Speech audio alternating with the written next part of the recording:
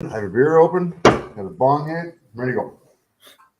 Welcome to REECAAAP UFC Vegas 75 full card predictions after watching or during face-offs. We had Dave, BC Dave, jealous because he had a fantastic week last week. Got live at the event, got pictures with all the stars, Dana, Ariel, BC. He's best buds with Blake Builder now. No, not best buds.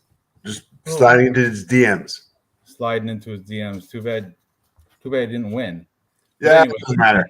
Whatever, though. That's cool, though. That's awesome. And we have Illinois Bigfoot, who later will be discussing the outside of the fight talk. We're going to discuss what we talked about last week after the show in the extra time. And Manny will be joining us probably, I don't know, 10, 15 minutes. He's got to stop his happy hour show, the wine thing. But so Dave, awesome last weekend, right?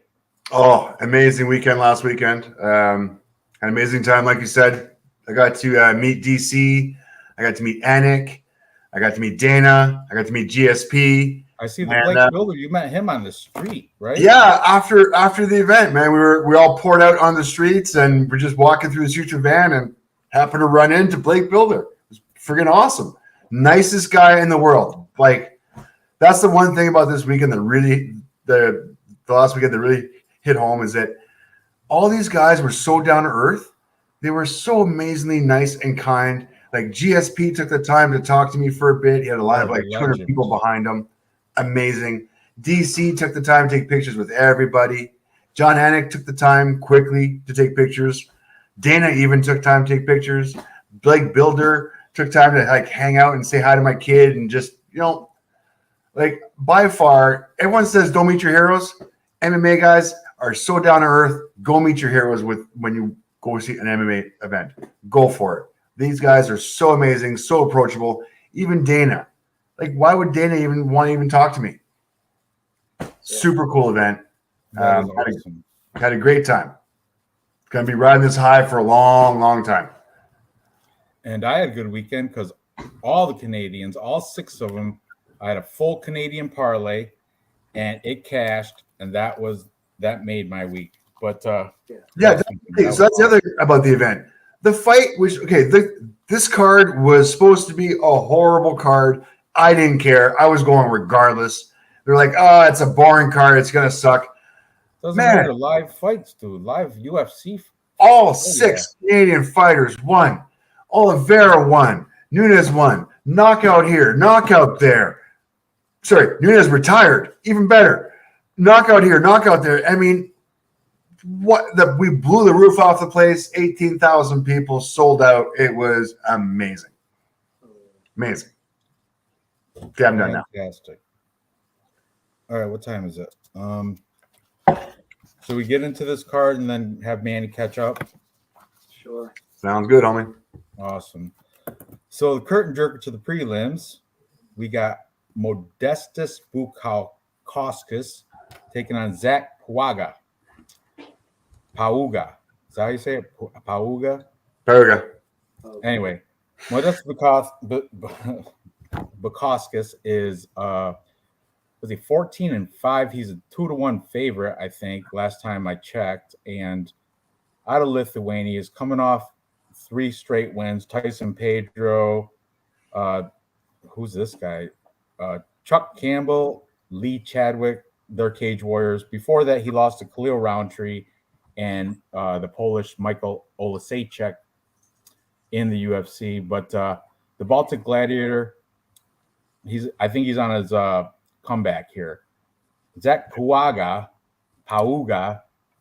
he's coming off a win against Jordan Wright, who everybody knows Jordan Wright is subpar. He is, he's not that good. Before that, he did lose to Muhammad Usman. And prior to that, he was also a Cage Warrior fighter, beating Marcus Perez. That's the Joker there. Some French, Terrence Jean-Jacques, and Logan Neal, who I'd never heard of. But This is an interesting fight because Bukauskas, 29 years old, the younger guy, will have a slight advantage with the experience and tail of the tape. He's got 2 inches, not much, but 2 inches of reach and an inch of height. But the dude, Bukauskas is a pretty good European fighter. Zach Pawaga, he didn't impress me with his win over Jordan Wright by decision. He should have finished Jordan Wright. You know what I mean? So I'm personally going to go with the Baltic Gladiator, Modestas Bukauskas, and I'm pretty confident with that play. Somebody else, take it away. All right, I like your play, but I'm not as confident as you are. Let's start with the stats. We'll go over the share screen there, boy. So you're right. He is Modestas is 1 inch taller. He does have that 2 inch reach advantage, but this is what I'm not crazy about. He's not that swift on his feet. Like, he's a decent fighter. I got it. Strikes landed per minute 3.37. Strike absorbed 4.02. Negative ratio, never a good thing. Zach, although I've only got 2 fights for him, strikes landed per minute 4.42. Strike absorbed 1.99. That's a pretty decent ratio if you're an MMA fighter. As far as the ground game goes, Modestas Bukauskas, not a takedown guy, has no takedown average, has a 71% takedown defense. Zach has a 100% takedown defense. So this fight is going to be, I'm leaning this fight to be on the feet. If this fight goes on the feet, I'm worried about Zach's volume. I mean, I'm not worried about his power, but I'm worried about his volume. And Modestas is not the best on his feet and takes a lot of punches. Now, mind you, his losses against Roundtree Jr., which was back when Roundtree was junior, or sorry, back when Roundtree was actually decent. And then Zach's loss to Usman, the lesser brother, not impressive either. So I think these guys are both on the up and coming. I do think Zach's going to be the hungrier fighter, as he doesn't have very long. He does not have very long left in his career, and he needs to make an impression now. So I like the experience of Modestas. I agree with you that he will likely win the fight. I don't think he's going to be able to knock him out. I think it's going to be by decision. And I'm kind of worried about Zach on the feet because he's going to be the busier fighter. And I'm hoping Modestas can overcome that with his experience. Bigfoot? Yeah, I am going for Modestas. That a boy. He's like, he got sidekick and he got hurt by that, but I feel like he's gonna use that though now. It's like he's been kicked by that, but then he's gonna take that kick and then use that kick. Like, it's kind of like a payback thing. Like, so this is what really hurt me. I'm gonna try to do it exactly. Let's try to see if I can use this kick. Besides the kick, he's very good with the jab, very good with the distance. Zach has good power too. He almost knocked out Muhammad. Like, who does that? And Zach, good stand-up, both for gentlemen, but Modestas is the better striker, the better jab too, very fast, and just that kick. I think that he's gonna use that for sure. Going for Modestas though. What are the odds, Dave? Modestas right now is minus 200, and Zach is a plus 170. The bookies for the fight to go the distance, yes, minus 155. No, plus 115. So bookies are looking for this fight to go the distance as well. Yeah.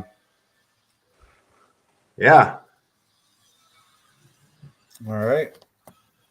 So we're all on Modestas Bukauskas out of Lithuania. Yes. By decision. Yeah, decision.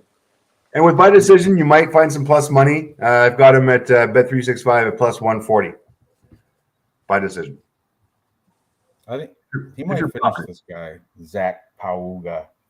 Hey, if you like him to be finished, let's see how they look in the face-offs.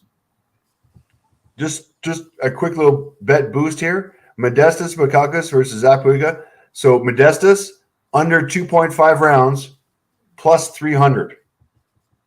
So if you like him to finish him, you got some wonderful plus money right here. Right, on the face-offs.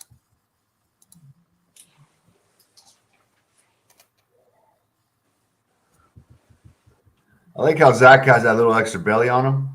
Didn't have to cut weight. Was this like look? There's my hollerhead girl looking good today. She's back. Yeah, she is. She is back. Sean Shelby looking short. He was there too. I could not get a picture with him. Yeah, from the face-offs, Modesta still.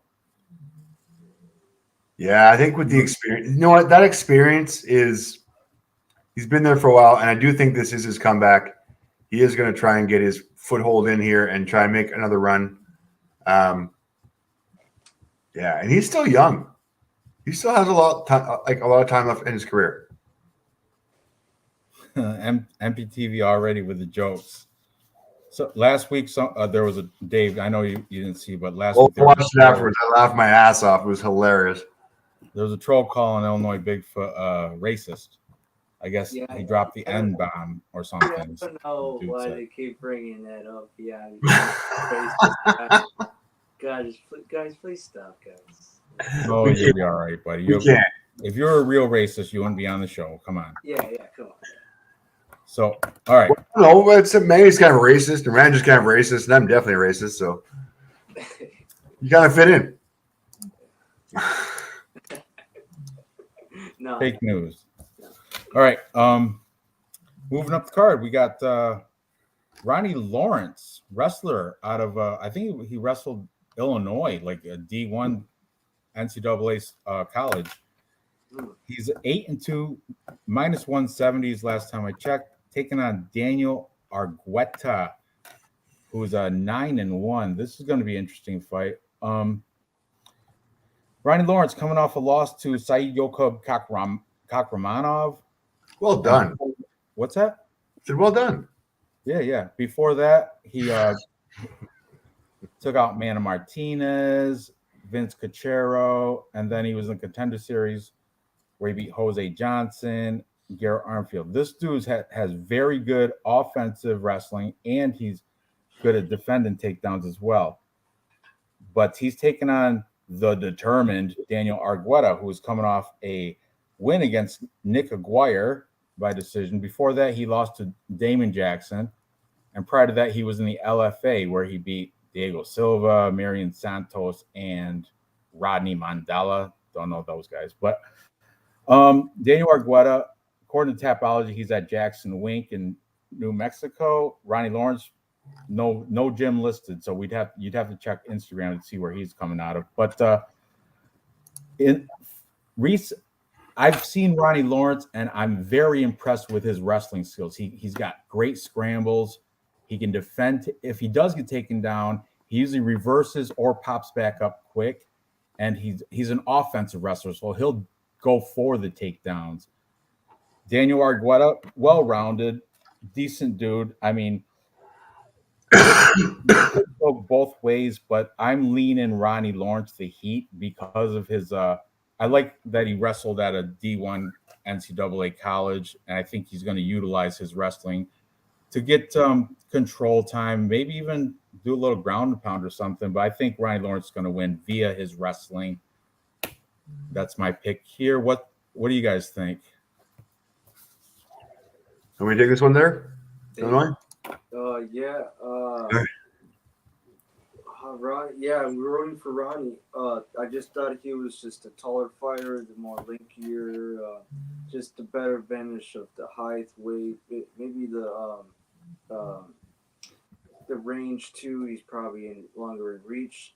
Dan, I just think it's just a wrestler. He's not going to be able to touch him. He's short in reach, but Ronnie, just the faster opponent here, the linkier. And I don't know about how good his jiu-jitsu is. He's going to need it just in case Dan does take him down. Maybe he will in the third round, but hopefully not. Hopefully he does the takedown, keeps him against the fence, take picture shots, and get a win by decision for Ronnie. I like it. I will disagree with you on one thing. Time to scare street for some stats there, guys.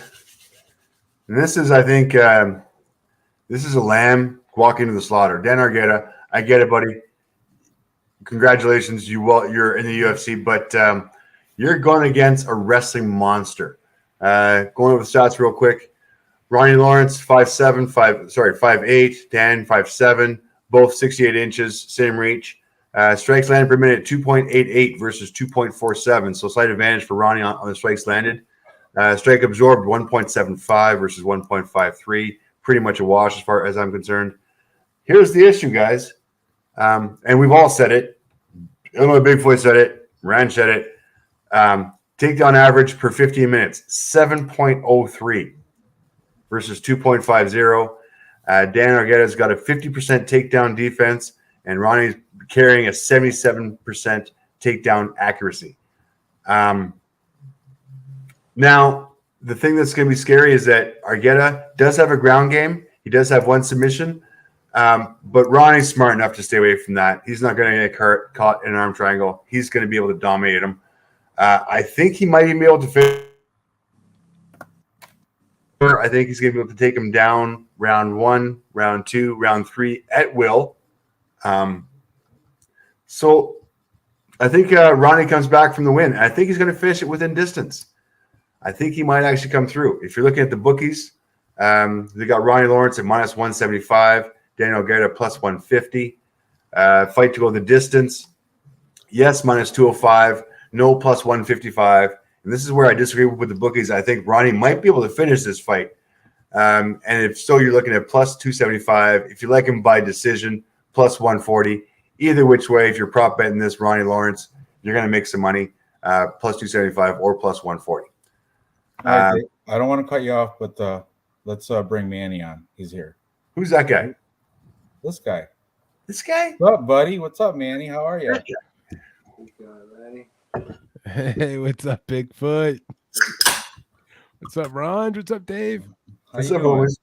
So I tuned into your happy hour, saw 3 strangers there. I'm like, who are these guys? One guy looks like Keith Jardine, and then you got that CeeLo dude and some other guy. I don't know. Made you feel uncomfortable? A little bit. I was expecting to see your smiling face there. I didn't. Earlier, I saw it with Monique, but It's okay. that's good that you got other people doing your show for you. Fantastic. We're getting there, Ranj. I learned it from watching you, Dad. Bad habits. Anyway, catch up. Man, you got to catch up on. Yeah. It's like the first fight. What are you talking about? Second fight. No, we're on the second second fight. I got Zach Palga. I got Zach Palga and Ronnie Lawrence. How about that? Get out of here, Zach Palga. I'm not going to argue with you, man. I made that argument that the underdog, does have a chance. He's got a better striking ratio. He's better on the feet. Modesta's kind of sucks, but I don't like Zach's extra. He didn't have to cut weight. Zach Palga looks like his cardio is going to fade. How come he can't finish Jordan Wright, the Beverly Hills Ninja? He pressed him against the cage? It was one of the most boring fights ever. I think he wins by decision because Bukowskis tends to back up, so the optics would just look better for Palga. I don't think he's going to dominate. No Bukowskis. way. There's more volume out of Bukowskis too. He is. He'll have volume backing up though. It's a Kai Kara France thing. Kai Kara France had more volume. He's just backing up. It's like he got robbed too. Kai Kara France. I mean, Zach Palga going to rob this guy too. Well, he ain't robbing shit. All right, and MPTV. I heard from it was either the Fight Night Pick Brothers or We Want Picks, Angelo and Jacob. One of those guys said Ronnie Lawrence wrestled at Illinois State University or some shit. So fail. Not true. That's not true? Not that I know of, dude. I looked up a lot of his stuff. I couldn't find nothing about him wrestling in college. Oh, well, he averages 7 takedowns. Well, listen, don't get me wrong. Like even in high school, because I'm going to go back even further. I looked him up. He high school, right? In Tennessee, which is a very weak state for wrestling in high school. And he barely made state qualifiers. He didn't even qualify top 5 or top 6. What state? Tennessee. I don't know what. But maybe, then maybe it was somebody else because but then I I couldn't listened find to out- these cappers in the car. But somebody on this card wrestled at Illinois. Well, didn't what's his name come from Illinois? The other dude, Argueta, dude. Argueta's from Illinois. Maybe. Oh, No, Argueta. maybe. Listen, Argueta got third place in state championship in Illinois, and then went Division III in Illinois. Yeah, that's what you're talking about. Not Ronnie Lawrence, but I got you. Bro. Really? Yeah, yeah, I got you, brother. Daniel Argueta wrestled in high school, Illinois. He finished third place in his senior year of high school, and then he wrestled in college, and I forgot exactly where. Some kind of green grizzly bear school, Division III, and he was okay there. He was okay. All right. Well, it's not going to change my pick. I'm still sticking with Ryan. I love it. So am I. I'm with Lawrence too, dude. Okay, Bigfoot. What are you thinking about this one? Yeah, I had Ronnie too. The We're all in agreement then. like Good. Dan's just they're saying Dan's the wrestler here, but I mean, what's his name? MPTV. He's saying that Ronnie has wrestling too. He has a really good wrestling background. Well, if you look at the stats that Dave just went through, he said Ryan Lawrence averaging 7 takedowns. A lot. For 15 minutes. That's a lot. Yeah. And you know what? And I like his Instagram is all about fighting. It's all about cutting weight. It's all about training at American he's Top training Team. out of Florida right now at MMA Science Academy. Sunrise, Florida. That's what it says on it. That was that was 6 weeks ago. Who knows? That was the last training post he's had. So anyway, whatever. I'm on Ronnie Lawrence anyway. What is he, minus 170 or something? Yeah, where is he at here? 175. Right. Last 175. Daniel Argueta is at plus 150. Fight to go the distance. We're looking at 205. Sorry, minus 205 to go the distance. No plus 155. So bookies are looking for Ronnie Lawrence to just rag and doll him and dominate him for 3 rounds. Plus 140 by decision. If you Let's like see Ronnie how they Lawrence. look facing off.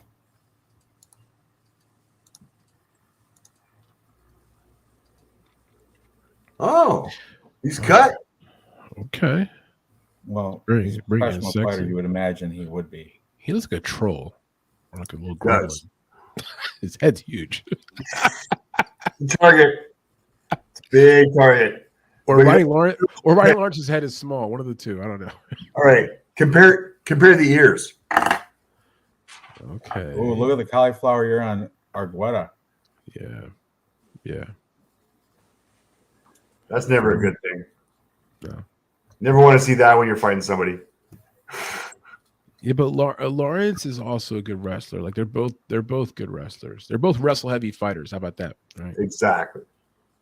Agreed. They both cancel each other out. We're all on Lawrence, but now that you told me Argueta's the D1 Illinois wrestler. Division three wrestler. Oh, D3. Okay. Yeah. But still, he wrestled in college. There's good Division III schools for wrestling. He wrestled in college. He's all right. I wrestled in Levels college. to this game, Manny. What was that? There's levels to this game. There is, but you know like my record wrestling, in college was 15-0. no 3-11. Nice. Working on the comeback, dude. You still got time, man. What are you doing? Like you got to come back a little bit. And I was on the B team. I couldn't beat the guy in the A team went to junior national, the JUCO. He went to whatever. Okay. In the past. And yeah, Argueta's ears and topology picture looks like Chandler. They sure do. They do. All right, let's move up the card. The only girl fight on the card, right? This is the only girl fight on the card coming up. Teresa Bleda taking on Gabriela Fernandez. Are both these girls making it? Let's see. Let's check the topology, Dave. I'm all All over. right. Fucking PFL. Who do you want to start with? Manny, do you have Bellator on right now? I'm watching Bellator and PFL. Wow, multitasking. What do you want to know about? We're watching that heavyweight bout in Bellator. It's the that older black guy with the dreads. What's his name? I forgot his name. Oh, He's I know who you're guy talking from about. Turkey. James. He's James versus Sarakam. Yeah. They're in round 2, so heavyweight That bout. dude's a power punch and finisher first round if you look at his topology. Anyway, Teresa Bleda, Ronda out of the Czech Republic, big favorite actually, but coming off a loss to Natalia Silva by spinning back kick. Before that, she was in the Contender Series and in some regional scene that I don't even know what that logo is. Gabriela Fernandez, Gabby, coming off a loss to our girl Jasmine Jazadovicius that did very well for me last week. Doubled down. She Her looked fight good, man. itself made me $200, and then the all Canadian parlay. But anyway, before that, Gabby was in the LFA. Looking at nobody I really know, but still. Ronda Teresa Bleda is minus 230, it says on Tapology. She is 8 years younger and training out of, I'm assuming, the Czech Republic, training out of the Czech Republic. And she's got crazy shaved haircut you'll see in the face-offs. Gabrielle Fernandez training out of Kimura Team, I don't even know how to say it, Georgiao, something, whatever. That's good stuff. Out of Brazil, so you got to consider she's probably got some BJJ in her back pocket. But man, female fights I'm horrible with. I'm going to take the favorite, Bleda. Ronda, was that because of dude? Ronda Listen, no, dude. Did you not watch this girl fight, man? Well, this Bleda girl, Bleda. You watch her last fight? Yeah, I saw her fight? lose to now Natalia Silva. Did you see her cardio just fall off the floor? Debut. I think she was a little nervous and stuff. I don't know. I'm still taking her because Gabriela Fernandez, she's not impressive either. Wait, listen. We'll convince you. Give us. Go ahead. You take it next, Manny. You take it next. Well, I would say here's the only point I'm going to make. I'm going to make this like really clear. Her last fight when she lost against Jasmine Jazadovicius, she got dominated on the ground. That's Gabriela, right? She couldn't get back up. She got taken down. But we've just learned that maybe Jasmine Jazadovicius might be an elite level MMA grappler. She's a Canadian national champion. Okay, and then she not only defended Maverick's attempts for takedowns, she reversed those positions. I mean, maybe Jasmine low-key might be one of the best female MMA grapplers in the world. Like whoa.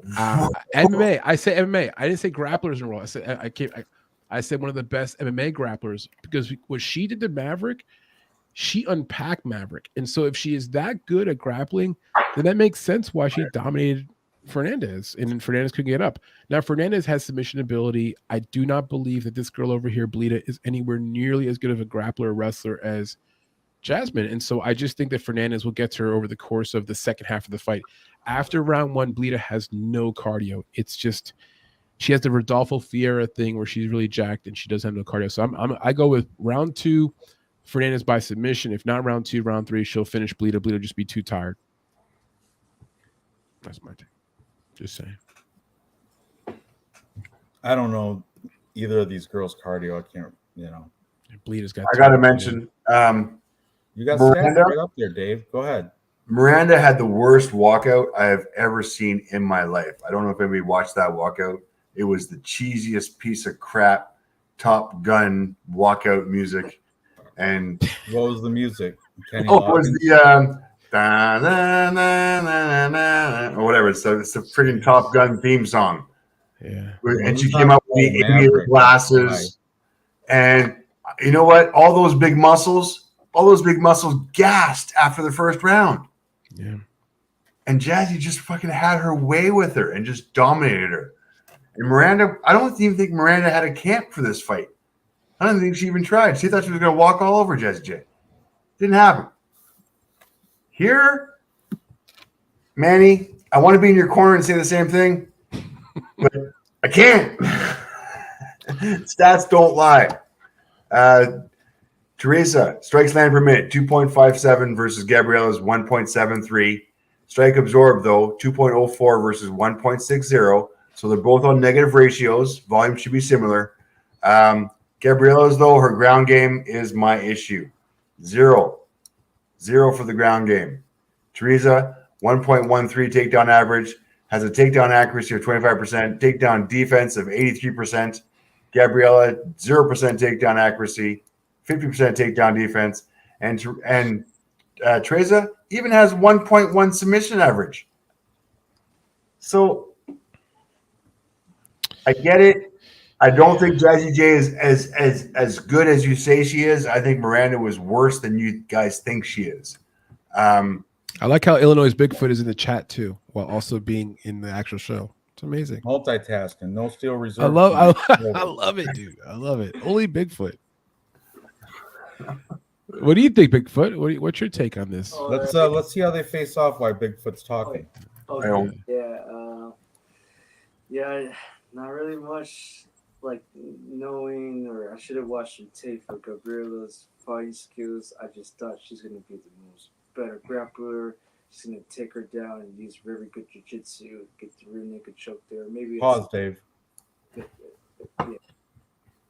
Look at the shaved head. Look how much bigger she is. Oh yeah. That shaved head, it's intimidating.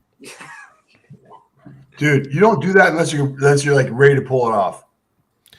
Seriously, man. Come Just on, like guys. Road Warrior. Come on, guys. That's a Fernandez girl has a low-key six-pack, not even flexing. Look at her arms. Her arms, her shoulders. That Brazilian girl is ready. Her arm is way more jacked than that fucking Burrita girl, Belita, whatever her name is. Hang on a second. I want you to walk out. They both got abs. Crazy abs. Yeah, but look at the arm, though. Look at the arm on that little white chicken wing over there versus that little Brazilian. Yeah. She's strong. She's so strong. What's the reach on these two? Real quick. Probably Belita. 66 versus 71. Yeah. Mm-hmm. You ain't got to convince me. Fernandez is going to win that fight. I've been pretty confident on some female fights recently, and I've been fairly accurate. She's going to beat this girl. Gonna beat her. So Gabriela Fernandez, who every single one of her fights goes to decision. 5'6", so she's down. She got a guillotine submission. Well, sorry, that was just the one fight I'm talking about the UFC fight. And a KO. You guys are way more confident than I am. Golsoff just knocked out DeCastro in PFL. Oh, it was an amazing knockout too, by the way. Yeah. Who's the older black guy? DeCastro. Oh, you mean James? Oh, James is still fighting that same fight with Saracom, 41-year-old James. They're in round 3, just hugging each other against the fence. Yeah, not exciting. Stay away from girl fights, but I'm taking the favorite, Blada, on Tapology anyway. Being irresponsible. Bigfoot, did you make your pick? Yeah, I got Teresa as well. What? You guys are crazy. You guys are crazy. Like we all say, stay away from girl fights. No, you should be playing Fernandez guys at plus 190. Like, it's great. It is like dog or pass, but man, I don't know enough about these two girls. You heard it from me. I told you. I told you. I can't say afterwards. Look at the age difference. Blada's 21. Your girl Fernandez is 29, almost 30. 29 in 10 months. She got grown woman strength. She got experience. wisdom and experience. Yeah. We'll see what happens there. She gonna beat that Czech Blada girl looks up. like she might be bagging groceries at the supermarket. You get that reference, Manny? Yeah. Yeah, I got it already. Oh, look at Bigfoot. Yeah. Bigfoot. Once I hear grocery store girl, I'm like, grocery store girl? After Bigfoot. Yeah, exactly. Ice Viking, the all Canadian parlay, man. That was in our newsletter. We put $10 on it, and the return was $920. It was laying out there for us. Laying out there. And Jasmine, by the way, plus 255. Yeah, we were all over that, but you were on that too, right, Ranj? You like Jasmine going into that last fight? Yeah, I did an all Canadian parlay with all 6 fighters, Yeah, and I dude. comboed it. But Oh, yeah, wow, Ranji. I didn't cash like you did. My $100 brought me back like 700 and something. Yeah, it was a $10 parlay on the money line, just all the Canadians. It was like plus 920 or plus 9,000, whatever. Yeah, $920. But yeah, Canadians went off last week. I'm surprised about the Nelson. He's shocked the shit out. Mm-hmm. All right, let's get out the girl fight. Move up the card. We got Triple Z, Zagas Zumagulov, Zako, taking on Philip Boons. Is it Boons? Boones? Whoa, what are you on there, bud? I've got Carlos Hernandez versus Dennis Bondar. All right, this is an old sheet, so we'll go by that. Anthony, hilarious comment, by the way. Great comment. Bleeda looks like she scissored a girl as an extra in the Orange is the New Black. Oh, that's that. Was it Netflix, right? Yeah, girls in jail and shit. Yeah. Hey, what just happened here? Did he just? Oh my gosh, I can't even see this. Dev the Dude is celebrity now. Made the MMA hour. He did. He made it. He had a really cool parlay, man. A full card parlay, the overs and unders and stuff, and he had like a nice big one for like 8-10 G's, man. Him and Sal the Red stopped making contact.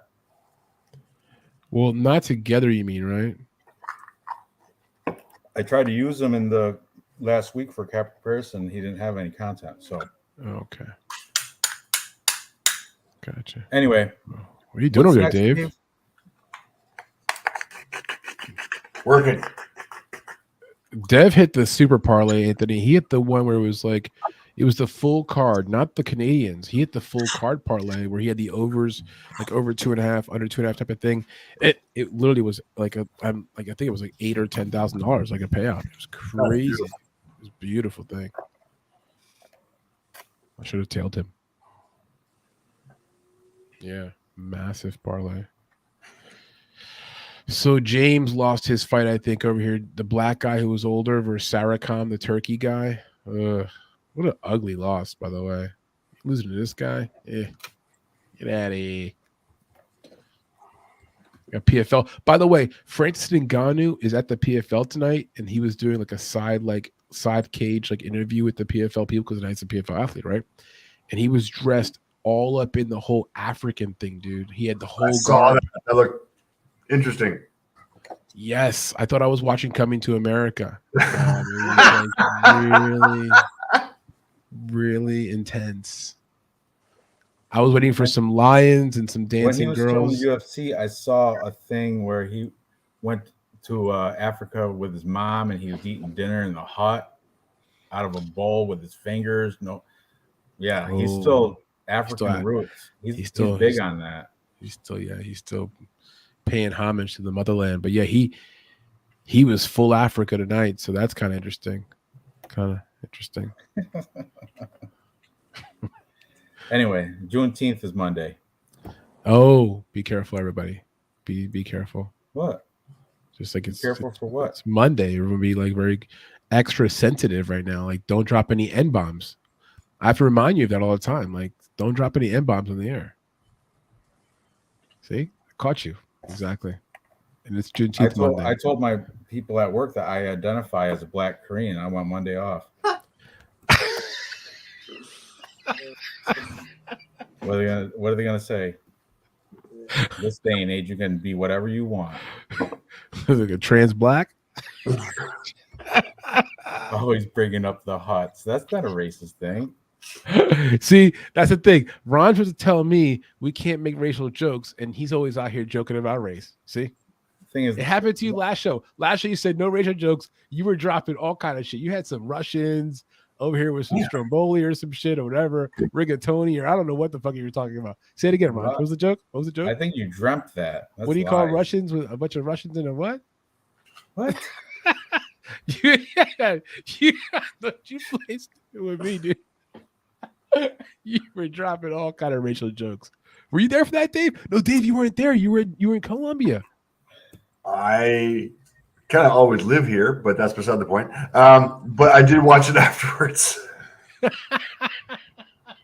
know, Roger's in rare form, dude. Man, he was cutting it up, dude. He was cutting it up. Anyway, yeah, Dricus is South African. So is JP Bays, South African. Oh, the beef stroganoff joke. Yeah. That's not racist though. That's just What? What? was it? What do you call? Oh, here we go. Yeah. Here we go. What do you call 50 cows masturbating in the field? Beef stroganoff. Stroking off. Anyway. Still laughing at it. It's such an old dad joke. Anyway, let's he's here all night, boys and girls. He's here all night. He's warming up. Carlos Hernandez, 8-2, the favorite. Okay. Over Dennis Bondar, psycho Dennis Bondar. Oh, the odds have switched. Maybe I wrote them down wrong. Dennis Bondar is now the favorite on Tapology. Yes, he is. As he should be. Coming off a loss to Malcolm Gordon by verbal submission. He had an arm injury. Before that, he was in WWFC fighting, looks like bums. Carlos Hernandez coming off that loss to Alan Nascimento by submission, rear naked choke. Before that, he beat Victor Altamirano. And before that, he was a Contender Series. And then LFA before that. He has a win over Matt Brown, but it's not immortal Matt Brown. It's not that same Matt Brown. This is a 1-1 fighter. Ngannou's back on the air, and he's sitting in a throne. Super weird now. Getting extra weird. He's sitting on a throne, and he's by the cage. I mean, in his African garb, does he have a hat on too? He does. All he's missing is some chains around his ankles. PFL has paid a lot of money for this. PFL has paid. What was that? What was that? Was that too much, Manny? Too much. Jesus. We're trying to keep. We don't want to be canceled. Knock it off. Anyway, just jokes. YouTube, just jokes. No, we're serious. So, anyway, back to this.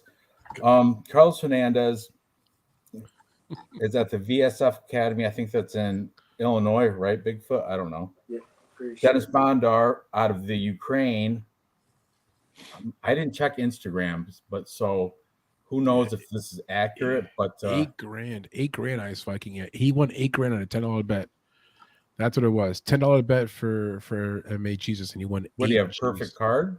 He had all the entire card, but he picked the distance things like over, under, 2.5. He picked all that correctly, pretty much. And dude, celebrate that one, dude. Beef stroganoff. Good for him. Good for him. Yeah. All right, Dennis Bondar. I'm checking his Instagram real quick right now. I don't see many training videos. Oh yeah, I do, but not just working out stuff. Not with anybody. So who knows where he's out. Be careful with your analysis here. Maybe it's his fake Instagram account. No, it's his legit. He Blue Stars by it, so it's definitely his legit one. Maybe he's trying to fake you out. What's his fucking handle? What's his handle? Yeah. Dennis Bondar Psycho. Oh, that one? Oh, see? That's it. There you go, Dave. Oh, nice. He got like 25 muscles over there.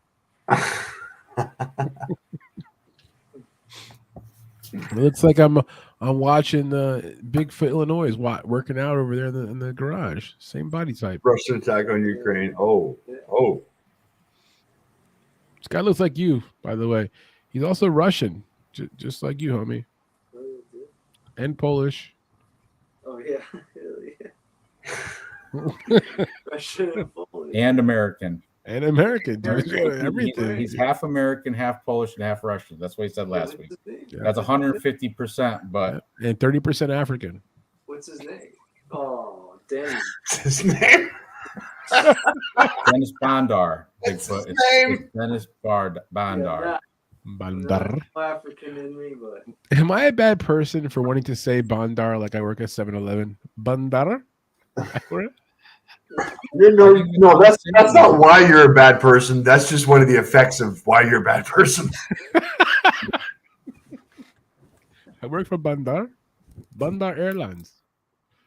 Anyway, I'm taking Carlos Hernandez in this fight. I'm going to take the underdog here. I think Dennis Bondar is a little bit overrated. I think he's a pretty good wrestler, actually. You should appreciate him. You're a wrestler yourself, Ranj. How about Carlos Hernandez? He's good. He's you got tough. any backup information about him? I mean, all I can tell you is the guy's like you're not gonna finish him. He's super tough, like pretty good volume. But I do think that Dennis Bandar takes him down and gets enough control time. I don't think he's gonna finish him. Like again, Hernandez is super tough. A lot of good output. Won a bunch of fights by split decision. They're like he could be like on an 0-3 streak right now. Like he won like a few fights by split. So I just give me the psychology for Dennis Bondar has got the whole family. Yeah. Ice Viking got Bondar money line at plus 110. Nice, Ice Viking. But okay, quick stats, real quick. Yes. Give him Carlos Hernandez strikes landed per minute 4.93 versus Bondar's 2.93.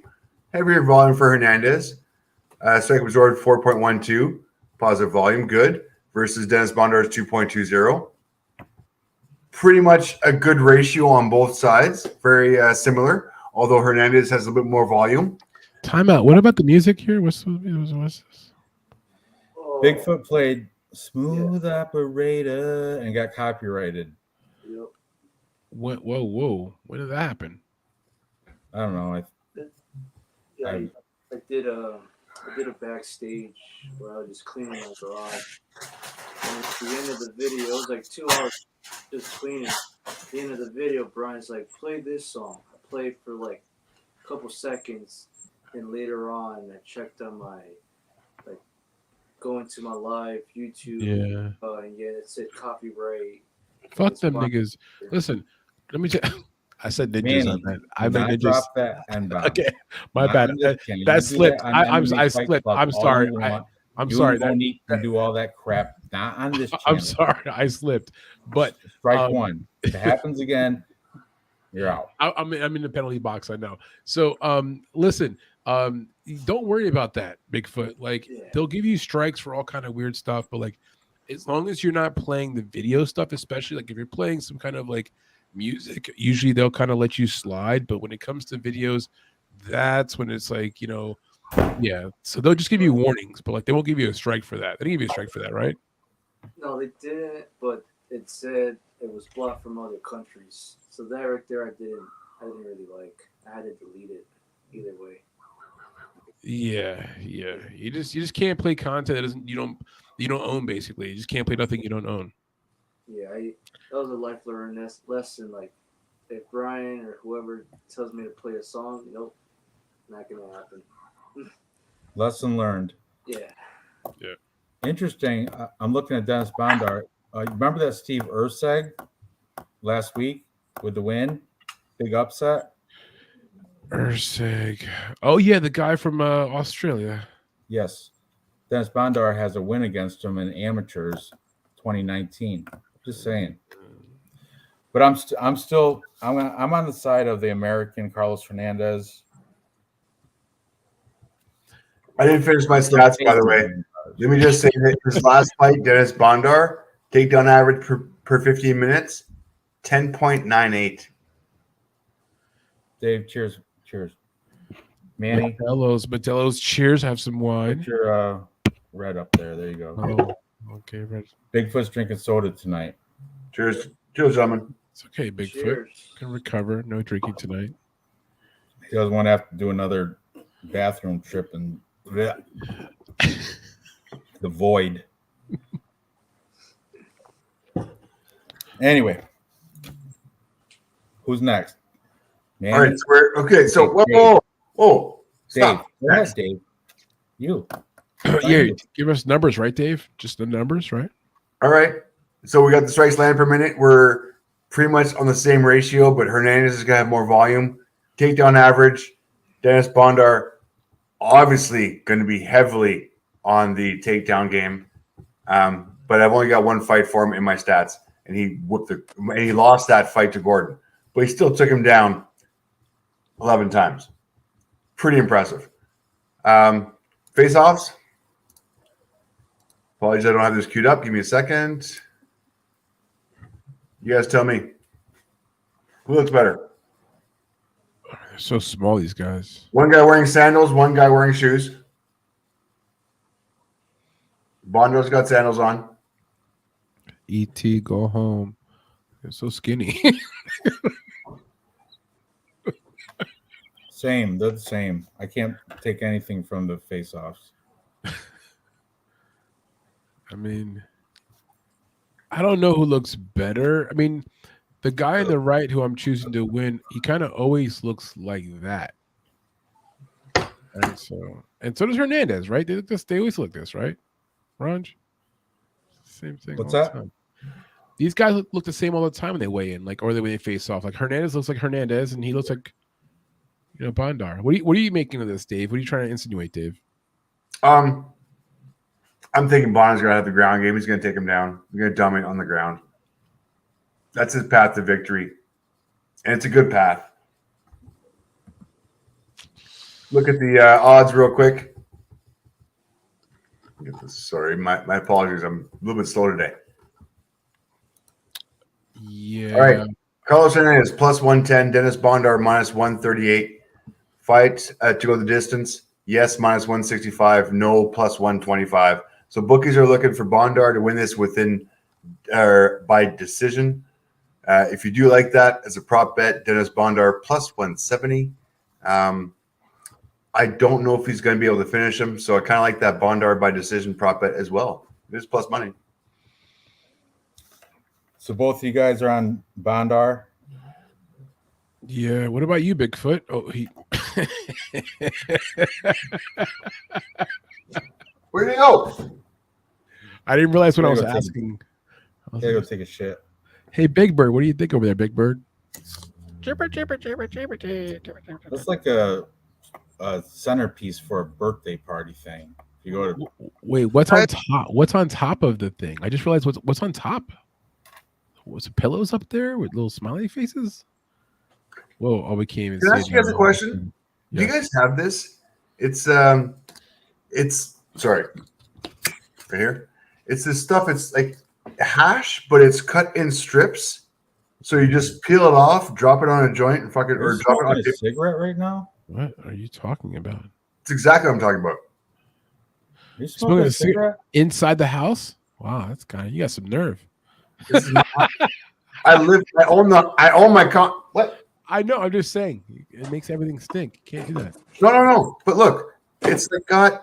Do you see Roger's face? Look at Roger's face. He's just No, but look, it's cut in strips. It's really cool. listen. So you just peel off a strip, The you face put it on paper, you roll it up.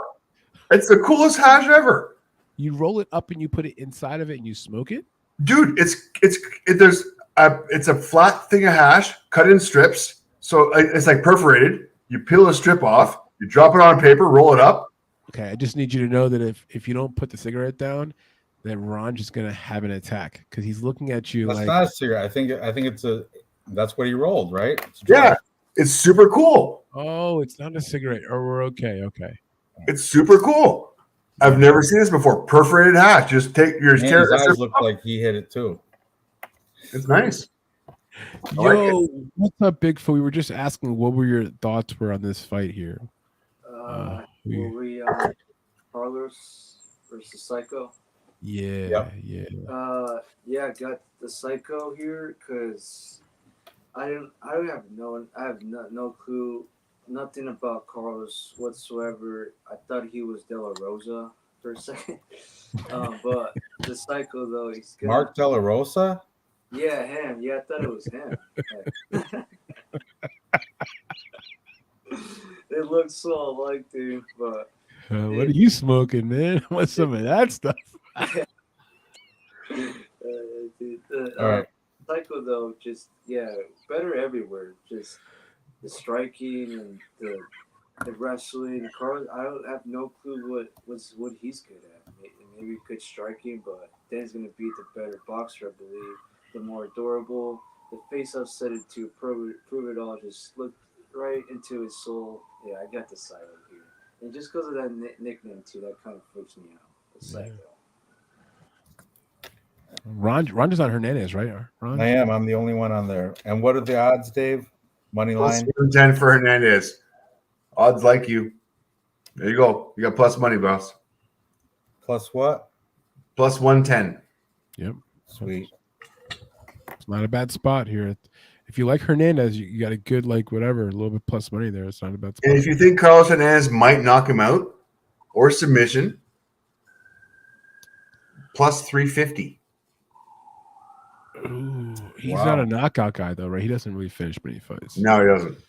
No, it's going to go to decision. These guys are 125 pounds. Yeah, that's a problem. All right. Let's move up the card. We have this is an interesting one. Kyung Ho Kang. He likes to take time off a lot. The Korean is Kyung Ho Kang is taking on Christian Quinones. Problema. Kyung Ho Kang, Mr. Perfect. He's 4-1 his last 5. He took out Baccaral Dana, who is not in the UFC anymore. Before that, he lost to Rani Yaya, whatever. Yeah, that was not. Rani Yaya is not that good. Before that, who's this? Ping Yuan Louis. That was 3 years ago. Who knows? Brandon Davis, know that name, and another looks like Japanese name, Ishihara. So, thing is, look at the spaces between his fight. A year ago, before that, a year and 6 months. Before that, 3 years ago. He's got a lot. He's not very active. I know he did have to serve his military time, and he had an injury, but he's coming off a win. He's 35 years old. Christian Quinones, 5-0 in his last 5. Coming off a win against Khalid Taha, knocked him out. Before that, Long Jiao in the Contender Series. Tattoo. What's that? The topology picture. Oh, the chest tattoo? Dude, that doesn't make sense. He said that's Sorry. Before, and he was in like UWC, which I'm assuming is like a Mexican regional scene. What is he wearing? Interesting. He trains at the Entram gym though, and I think that's also where like I think Brandon Moreno, Entram gym is like the premier Mexican gym if you're a UFC fighter. Yep. Where Kyung Ho Kang trains out of Busan Team MAD. That's also where Daun Jung and someone, I think maybe the Iron Turtle there. What's his name? Jun Young Park or some shit. Damn, I think dude. they're all out of that Busan Team MAD gym. Yeah. So this is an interesting fight. I'm gonna go with fellow countryman, the Korean, because he is plus money and he is coming off a win. And I think he definitely has more UFC experience compared to Christian Quinones. But I'm not confident with it because I've seen Kyung Ho Kang. I've seen him gas bad too. But I'm going to go that way in this. It's kind of a coin flip fight. What are the odds? Close, right?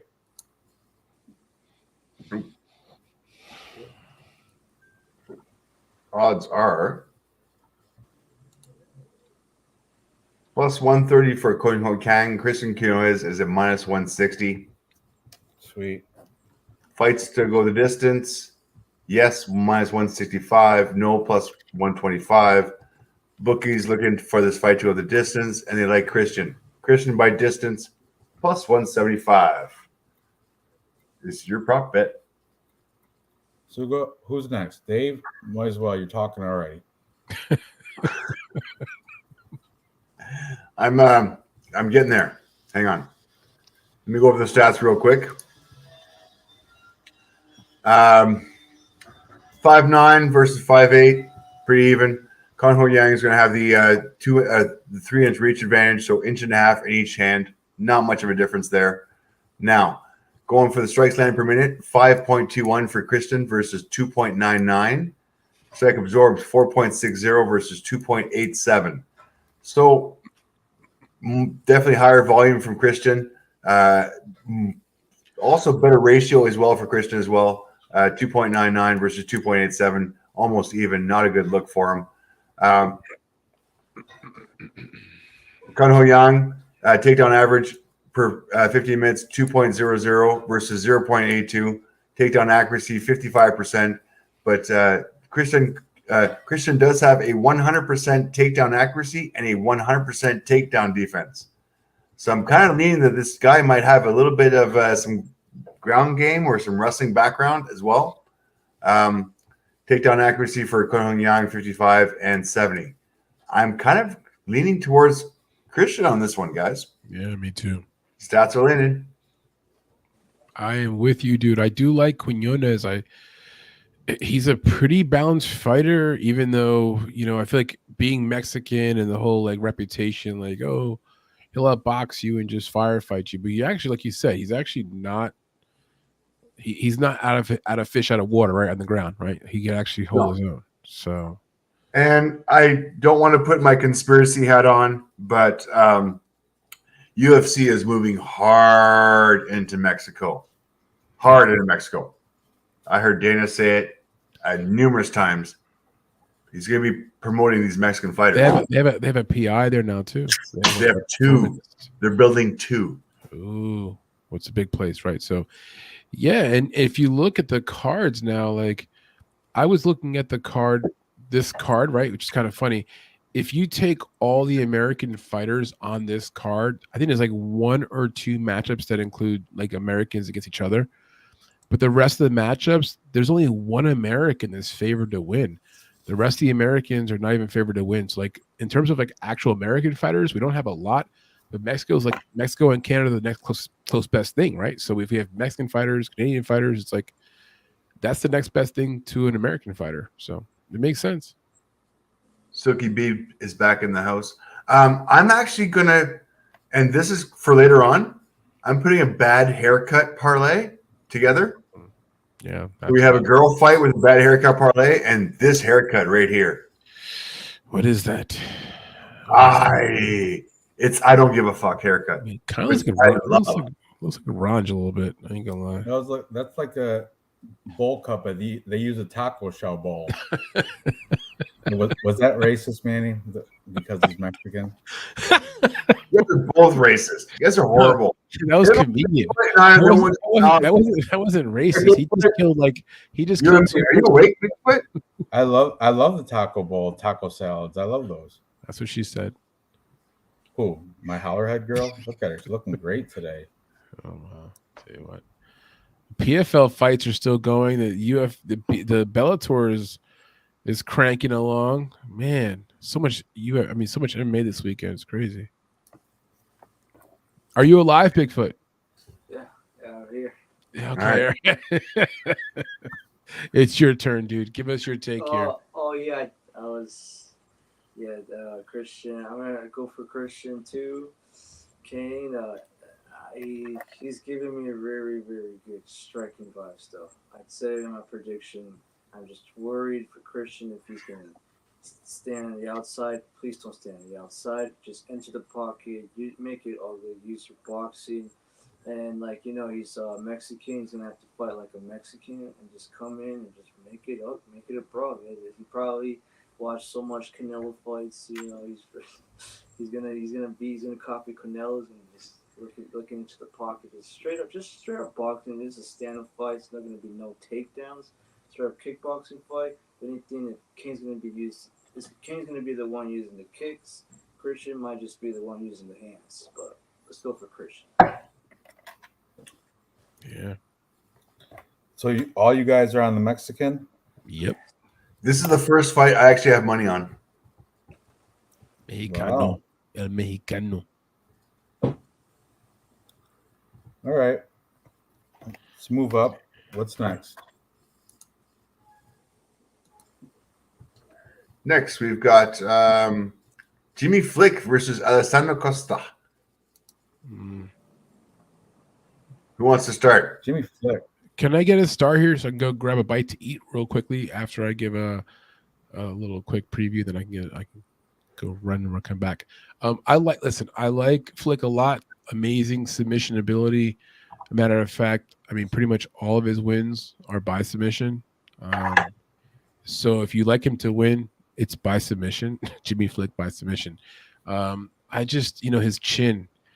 He's lost not one or two or three, like a handful of fights by knockout, and had a long break, came back, got knocked out by Charles Johnson, who's not really known for his power. So, yeah, I'm going to go against my man here, Flick. I'm going to go the other way. I'm going to go with his opponent here, Costa. But Costa has limited head movement, gets sloppy sometimes. So if you want to take a flyer, again, Flick by submission would be the spot. But I'm going to go Costa to win the fight by a round 1 or round 2 knockout. Ooh, you're going within distance. Oh, yeah. I think Flick's chin is just – it's not that he's been knocked out too many times. Like, he just doesn't have a very durable chin. He can't take a punch very well. You know what? He did get knocked out 5 months ago. And then before that, 2 years ago, and then before that, 2 years and 7 months ago. Yeah, see, it's the record is very spotty. I mean, after his 2.5 year layoff, he came back and got his ass handed to him. Not a good look. It's Charles Johnson, though. Charles Johnson. I like Charles Johnson. He's okay. He had that flying triangle against Cody Durden, and then he retired. Remember that? He retired. Something about a family, like his dad, family issue, like his dad or something. But you got it. What? Go ahead. No. I'm sorry. I didn't mean to cut you off. Go ahead. We need headphones. What scares me the most about Alexandre Costa is that, yes, he did lose his last fight and he did get knocked out, and this was almost 6 months ago. But he is a Brazilian fighting out of Mexico. That is my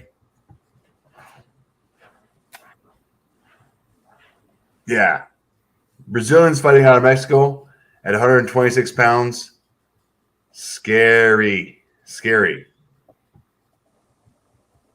This guy's a monster. I don't think you guys realize how much of a monster this guy is. Let's see their face-offs. Oh, no, he's not the biggest guy. That's not what I said. I said he was a monster.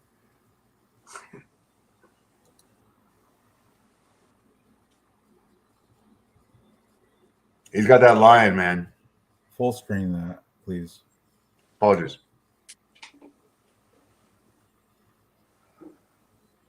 You saying Alessandro's the monster? Costa? Yep, another shitty. I'm saying Costa's a monster. I'm saying you're underestimating Costa. He must go to the same barber as Quinones. That's it. And this falls into my bad haircut pick. I'm with you, man. I'm also on Costa here because his loss was to Amir Albazi, who is Amir Albazi's good, even though he did get a robbery, but whatever. Before that, what is this regional scene? Is that with the fist? What is that? For Costa? Yeah. What's that regional scene? We got LUX Fight League. Lux. That's Mexican, right? Yeah. Is Contender Series. Lux Fight League, Lux Fight League, Lux Fight League, Lux Fight League, Lux Fight League. Combate Monterrey, which he lost in a split decision back in 2018. I'm not going back that far. So a whole bunch of tough-ass Mexicans. And these records are 3-1, 8-2. Okay, 5-5, not great.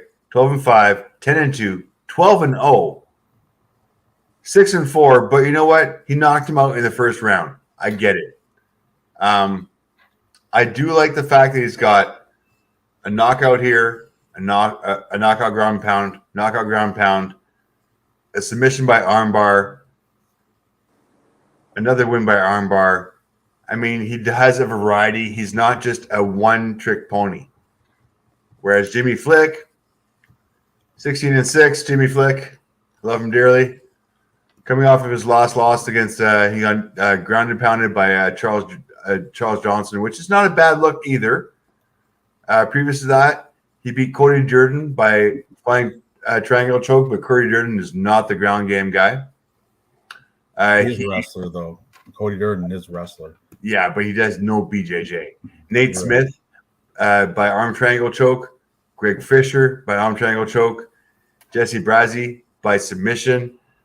There's definitely a path to victory for Jimmy Flick, and the only path to victory is by submission.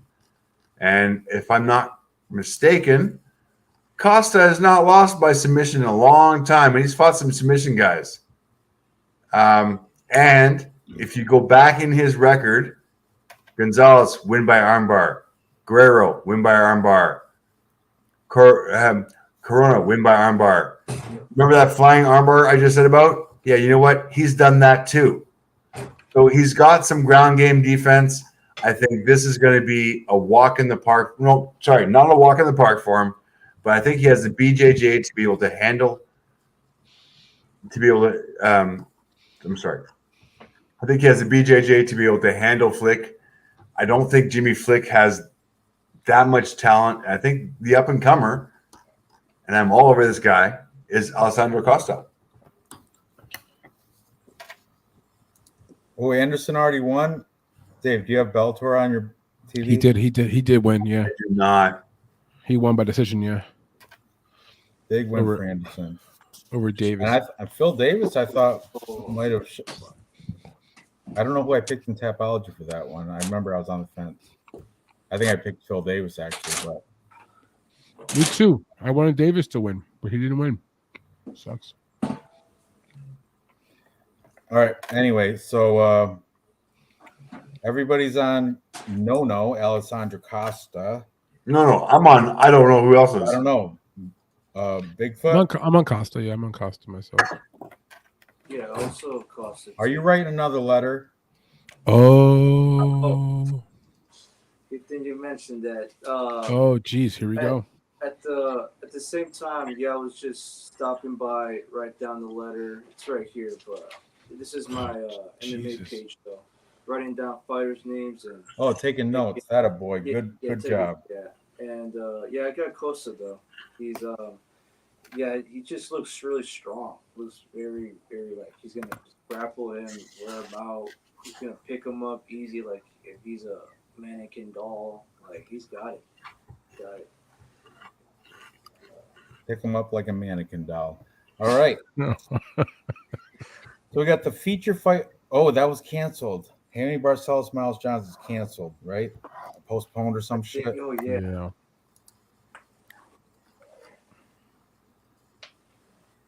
So next is that was the feature. Now we're the curtain jerker to the main card. We got the king of kung fu, Muslim Salikov. How old is he now? 39. Taking on Danish Dynamite Nicholas Dalby, who I think has got like 3 robbery decisions went his way. I'm not even kidding about that.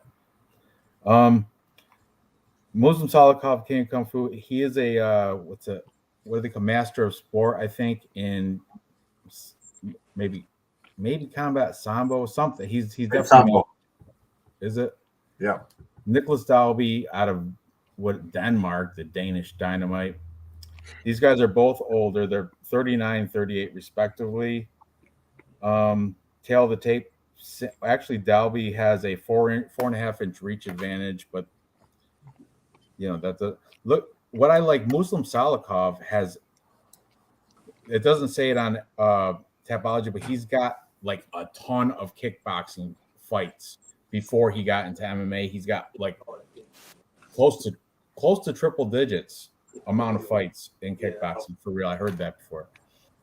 And I like that he has a Brazilian facility, Nova União, that he's trained at before. I don't know where he's right now, but that's listed on his Tapology. I'm on the side of King of Muslim Salikov. I like the King of Kung Fu here. I think he's got way better fight IQ. He knows how to get it done in the ring. Nicholas Dalby, like I said, I've seen him win at least 2 robbery decisions. One of them was in Copenhagen. I forgot who that was against, but he should have lost that. They just gave it to him because he was the home guy. And yeah, I've never really been impressed by Nicholas Dalby. Who did he beat? Warley Alves last, and Claudio Silva before that. Muslim Salikov, though, he's beat some good names. Let's open up his you guys tap his Instagram up there. Muslim Salikov, he's beat Andre Fialho, Francisco Trinaldo, Elizu Zaleski, Loriana Staropoli. These are all names you guys know, right? And before that, look at his. I keep scrolling down. He started his pro career started in 2011. Nicholas Dalby, on the other hand, let me see which one. I'm going to figure out which one of these was the huge robbery, which taints it for me. Warley Alves, Claudio Silva. I think it was the maybe Daniel Rodriguez, maybe that one. He got the robbery. I don't know, but I'm just not impressed with Nicholas Dalby, and I think Muslim Salikov is going to use his fight IQ and outpoint him and get a decision victory. That's my pick. You guys, who's next? I mean, I'll give you my pick real quickly here. I think that it'll be close. The overs would be good, right? So like the over 2.5, right? Fight starting round number 3. Gonna be close, but I'm gonna go with Muslim Salikov. I think Dalby just backs up too much, so it'll be more of an optics thing. Like he'll just be backing up a little too much, and then just it'll be a close, maybe even a split here. But give me Muslim Salikov by decision.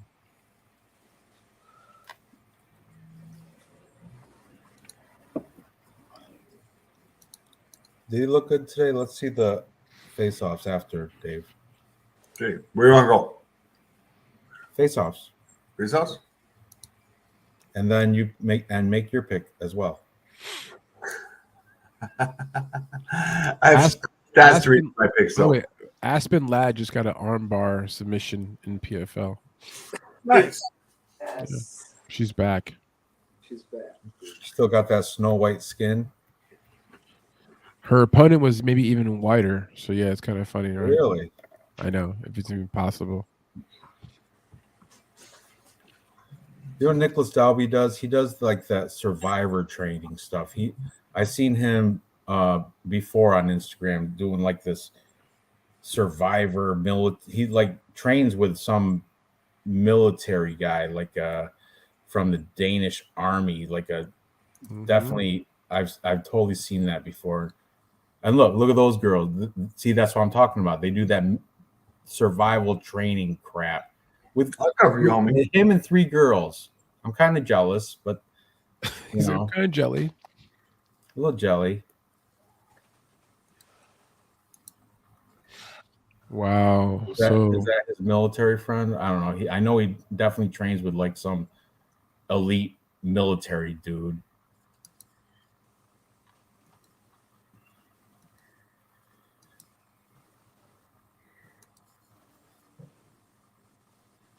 This Bellator card's weird, by the way. Like in terms of the order, are you watching this card at all, Dave, or no? Are you watching PFL or neither one? Trying to focus on what I'm doing. I can barely handle this. I hear you. I know. Kind of watching all of it, but like it is a little complex. Who'd you pick, Dave? All right. Let's go over some stats. Jesus Christ, I'm glad I have this up. Thank goodness. Okay. Nicholas Dalby will have the 4-inch reach advantage, both of which are pretty much the same age. Strikes land per minute, 3.74 versus 3.0. Strike absorbed, 3.35 versus 2.43. Little bit of a better ratio for Muslim Salikov. I will give him that. Takedown average, 1.09 versus 1.20. Accuracy, 30, 35. That's a wash. Defense, 65, 77. That's a wash. Submission 0.1 versus 0.0. That's a wash. Grappling is kind of a wash. Takedowns, or sorry, stand up is kind of a wash. The stats are not helping us very much. I kind of like Salakov's record. Yeah. I mean, his history and what he's done. Obviously, just so you know, guys, he's the Tapology favorite by 84% to 16. But Salikov does have the better repertoire as far as his history goes. Manny, I think you mentioned his kickboxing. Did you? No, but thank you, though. I appreciate it. I did, Dave. Somebody mentioned his kickboxing background. I was gonna. That was my ace in the hole. He has been fighting since he's been a wee little lad. So yeah, boom, right, Manny? Yeah, exactly. this guy has been trained to fight. He's been working to fight. I cannot bet against him, especially after his last win, where he knocked out Andrea Filaho. I'm okay with that. Nicholas Dalby, as far as I'm concerned, still a huge fan. Don't get me wrong, but his split decision win and the Claudio Silva unanimous decision win, and then he lost by just. I'm going to take the guy who finishes guys. Muslim Salikov, all in. As far as the bookies go, what do we have here? He's minus 188, so I think he's a parlay piece as far as I'm concerned. A fight to go the distance, yes, minus 160, no, plus 120. So fights or the bookies are looking for this fight to go the distance, but definitely heavy on Salikov on this one. On the parlay piece as well. I'm hoping we'll all agree so we can put him on the parlay piece. I mean, I do. Listen, I like him. It's up to Bigfoot. Yeah, Bigfoot, you alive? Yeah, I think I'm gonna have to go for Muslim. Yeah, boy. He's can't count my Russian brothers. I'm just so quiet, and this is for Mother Russia. Yes.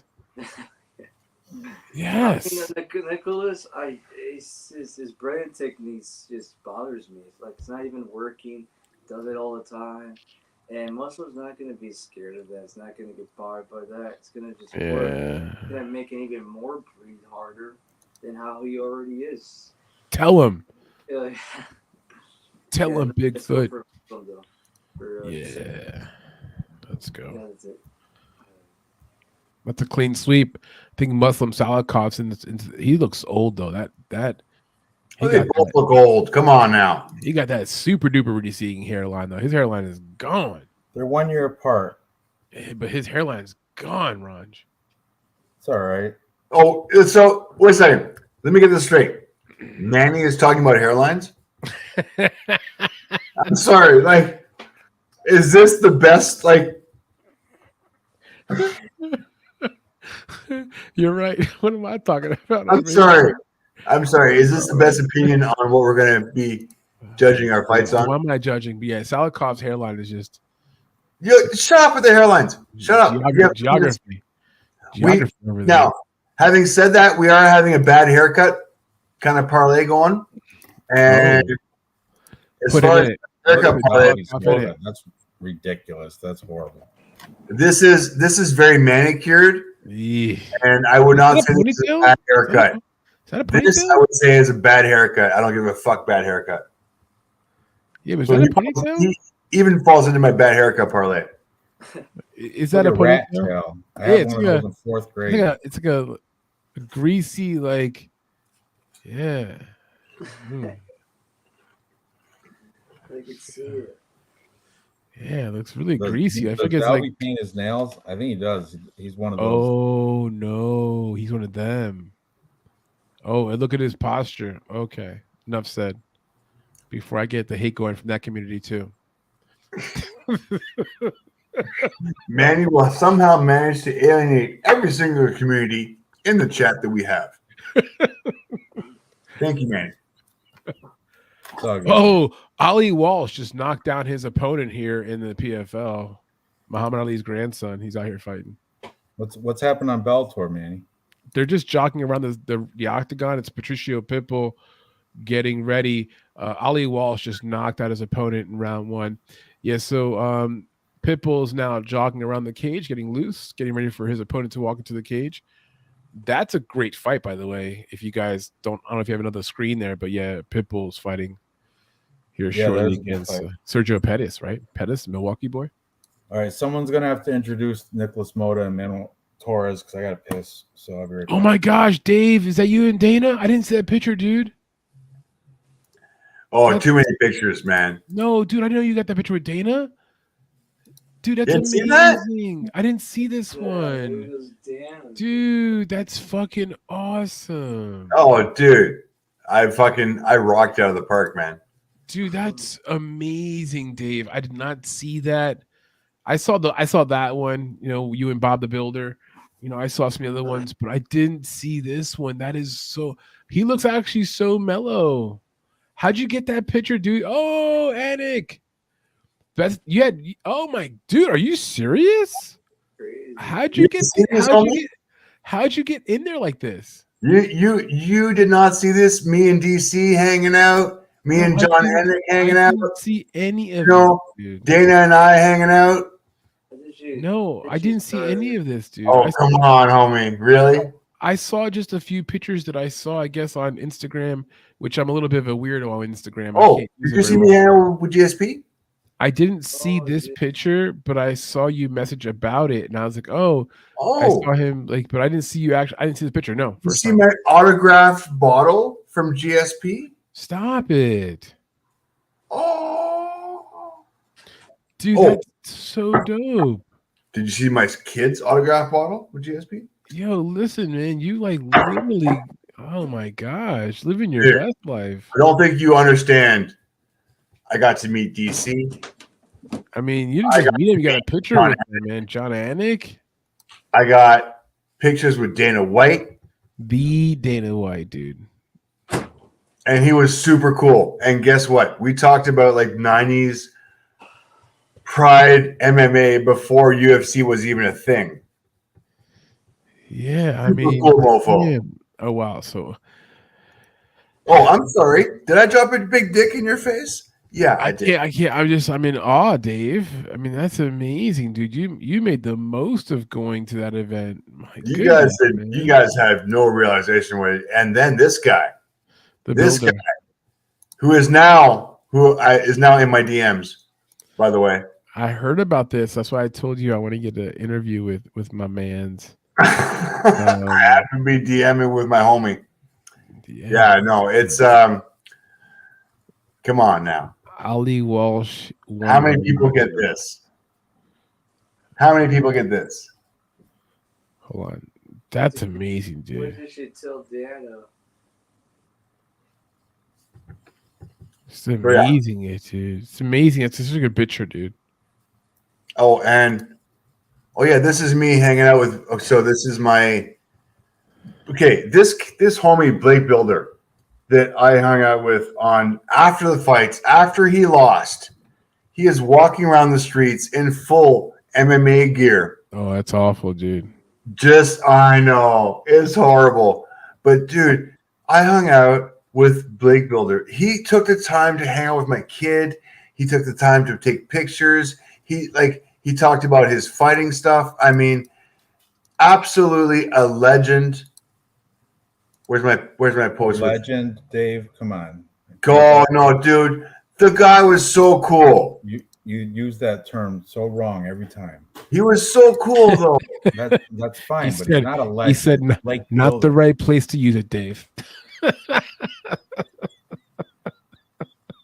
So, anyways, not the right use of the word, Dave.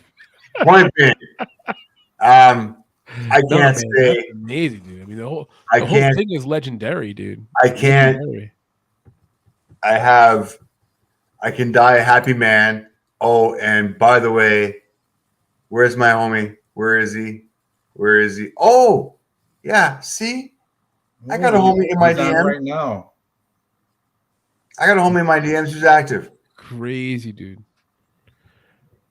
So Khalid. don't want to drop a big dick in this shit, but No, listen, it's okay, man. We support you. Yeah.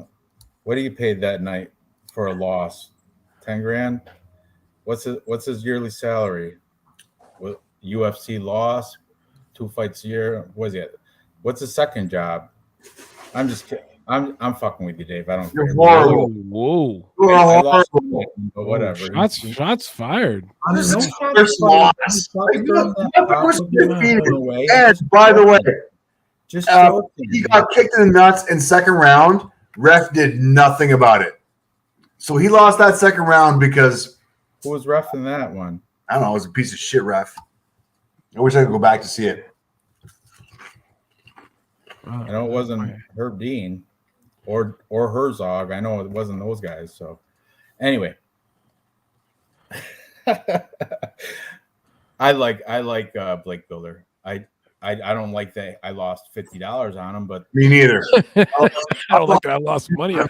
you know, but whatever. Trust me, I lost way more than that. But after meeting him, and you know what? After meeting his coaching staff and his entourage, these guys are legit. They are not partiers. They are focused. They're coaching for professional athletes. Yeah, but they are focused. They're religious. They are. Did you guys have group prayer? Did you hold hands and pray? No, we didn't get that far. Guys, We didn't get that far. But you know what? I will never put anything. I think he's going to bounce back hard. I am going to watch him on his next fight. I am all in. After meeting his coaching crew, after meeting his entourage, after meeting him, after feeling his body, by the way, which I thought I was in decent shape, this motherfucker is rock hard. Like, on Pride Week too, you got to feel his biceps. That's good, Dave. Good for you. Wow. damn it. But like an actual MMA athlete who trains every single day, granted, I'm probably like a foot and a half taller than he is. Where you're like, Blake, can I touch your bicep? Can I feel that? Can I feel that massive bicep you got? Oh man. All right, fine. You judge, you I'm jealous busting your bastards. ass, Dave. I'm just messing with you. Jealous bastards. That's It's fine. fun. It's fun. All right, where are we at? It would have been a lot cooler if he won. That's all I'm saying. Anyway, Yeah, you know what? If he won, I wouldn't have met because he would not have been walking around the streets of Vancouver if he won. If he lost, I would have. So he would have been at an after party. he would have been doing something, not doing what he was doing. Him and his whole entourage would be partying at a club, but instead he was walking the streets as a protective entourage, by the way. What's that? Protective entourage. Ooh, protective entourage. Yes. What does that mean? Like bodyguards. Well, no, they just On the streets of Vancouver. beware of fans. Mhm. Anyways, it was a great night. It's amazing, dude. Dave. I'm for real. I'm jealous. Good for you. I'm glad you had an awesome time. It's And amazing. by the way, Ranj did have an invite. I offered him hotel and tickets. Yeah, it's also across the continent, but You Blake fought missed like he bet it against himself. Missed it. Maybe that's why he's walking around. Praise Jesus. I just cashed in. Praise Jesus. Anyway, Pitbull's Pettis is on right now. He is. Yeah, man. Right now, we have 1 minute and 49 seconds to go in round number 1. We had a takedown from Pitbull. First round, it's been close, but I give Pitbull a slight advantage. He had a takedown, some position control. He's the one going forward. But Pettis looks good. It's pretty close. I think I picked Pettis on Tapology. Oh, okay. Yeah, it's a close fight. Either way, it can go either way. All right. I'm Pitbull. Card. Did you guys introduce this fight or no? Dave was just stroking about Blake Builder. Stroking off? What? Right Oh, on everybody's face. Right there. Throwing it out Right there. there. Whoa. What's that in your eye, Manny? Oh, I'm sorry. Is that something in your eye? I apologize. Oh, That's that Canadian fever. Coming from up north, baby. That shit runs downstream. You know what I'm saying, Ron? That's right. Oh, I know. You guys are below us. We're above. We're the high ground. Hey, what about Alaska? We're above. Hey, welcome back. Russia too, right? Bigfoot, Russia, your Yeah, family. Russia. Yeah, it's right next to Alaska. Oh my gosh. Russia and Alaska, there's you can go to Russia 1 mile gap between Russia and Alaska. Yeah. Oh, We sold you that shit. It's saying, Over by like the Bering Strait. I forgot what it's called. they're saying in further years, I don't know when, Alaska's going to connect Russia soon. It's going to be just, I guess Russia's going to be America now. I don't know. I think the water level is rising. Yeah, oh yeah. I heard that too. Ice caps are melting. Anyway, did you guys introduce this fight when I went to the bathroom or no? No. No. Perfect. You start, you pick, I'll follow. All right. Nicholas Mota, 13-4, taking on Manuel Torres El Loco. He's 13-2. Iron Mota is coming off a win against Cameron Van Camp, who I was high on Cameron Van Camp. I like him because he's got a lot of regional scene belts. I thought he was going to be a lot better in his UFC. But before that, Jim Miller took out Mota. But Jim Miller, look what he did last week against that. Oh, he looked amazing that fight. The week before last, and against some nobody off the street cab driver. But before that, Mota was a contender series, beat Joseph Lowry. Then he was in CFFC, which is Cage Fury that's a Philadelphia regional scene. Yep. Pretty good promotion, actually. Yep. He's trains over Extreme Couture, according to Tapology. That's in Vegas. A lot of strong fighters training out of Extreme Couture, like JP Bays trains out of there.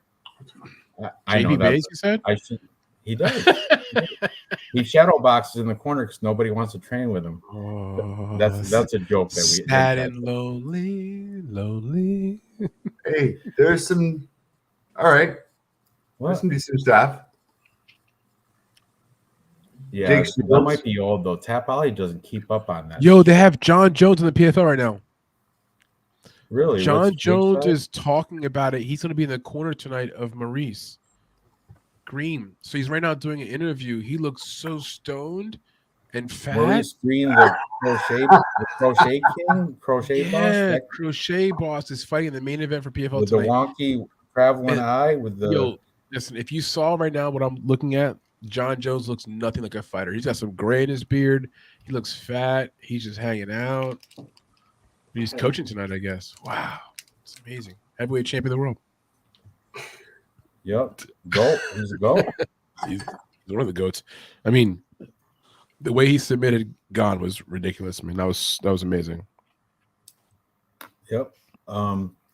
Anyway, Nicholas Mo is taking on Manuel Torres, another Mexican on the card, Dave. I know you like that. El Loco. That means crazy in Mexican. I'm frozen. Yeah. El Loco. He's coming off a win against Frank Camacho. Not Macho Camacho, the boxer. This guy's an MMA fighter, Frank Camacho. 22-9, not that great. Before that, he was in Contender Series, beating Colton Englund. And before that, he was in a regional scene fighting bums, it looks like. He lost on the regional scene by knee bar to a Carlos Calvo, guy with 2 last names. But he is the favorite here. I don't even know why Manuel Torres is the favorite. That means that Francis Ngannou and John Jones are both in the same building right now. Wow, maybe they'll fight in the parking lot. Imagine. I just realized it though, like they're both in the same building there, the PFL in Atlanta. Because John Jones is like, he's still talking, by the way, the broadcast. Like he's still riffing on and talking. He's enjoying the camera here. John Jones is enjoying the whole moment. Maybe we'll go run over some pregnant lady after. Whoa. Just kidding, but for real. He not kidding. I kind of did that. He kind of did that. I said that. Did that, right? Yeah, Kind of. it's a mistake Kinda. though. He's Love from like Binghamton, New York.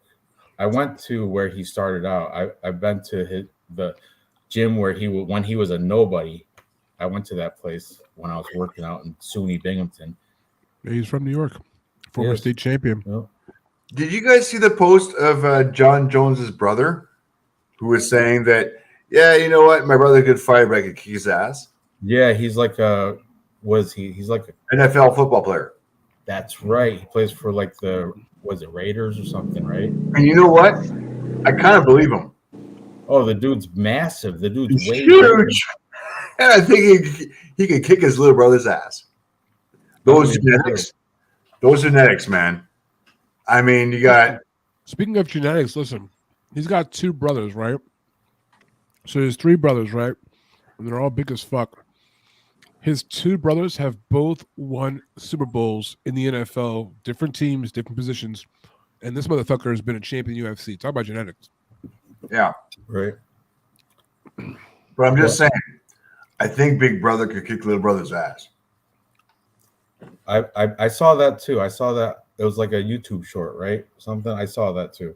I'm just NFL give players that get NFL paid player- massively more than UFC fighters. I'll tell you that. give that NFL player a year of BJJ training. No way. We saw that already. It's called, what's his name? Hardy. We saw Hardy do that shit. Yeah, but not with those John Jones genetics. Yeah. You know who else was a former football player? Was Sherman. Jay Sherman. Eric Anders or Yeah, Eric Anders, he got his ass kicked at fucking 289. I watched it happen. It was Mohammed Usman, former football player. Jay Sherman too. Jay Sherman. Yeah, Chase Sherman. Yep. Who's the dude with the long hair from New Jersey? He played football too. He's decent too. Semmelsberger. Oh yeah, you're right. Former like Semmelsberger, football player. I'm not another football players transitioning to MMA. There's another one, the kickboxer guy. What's his name?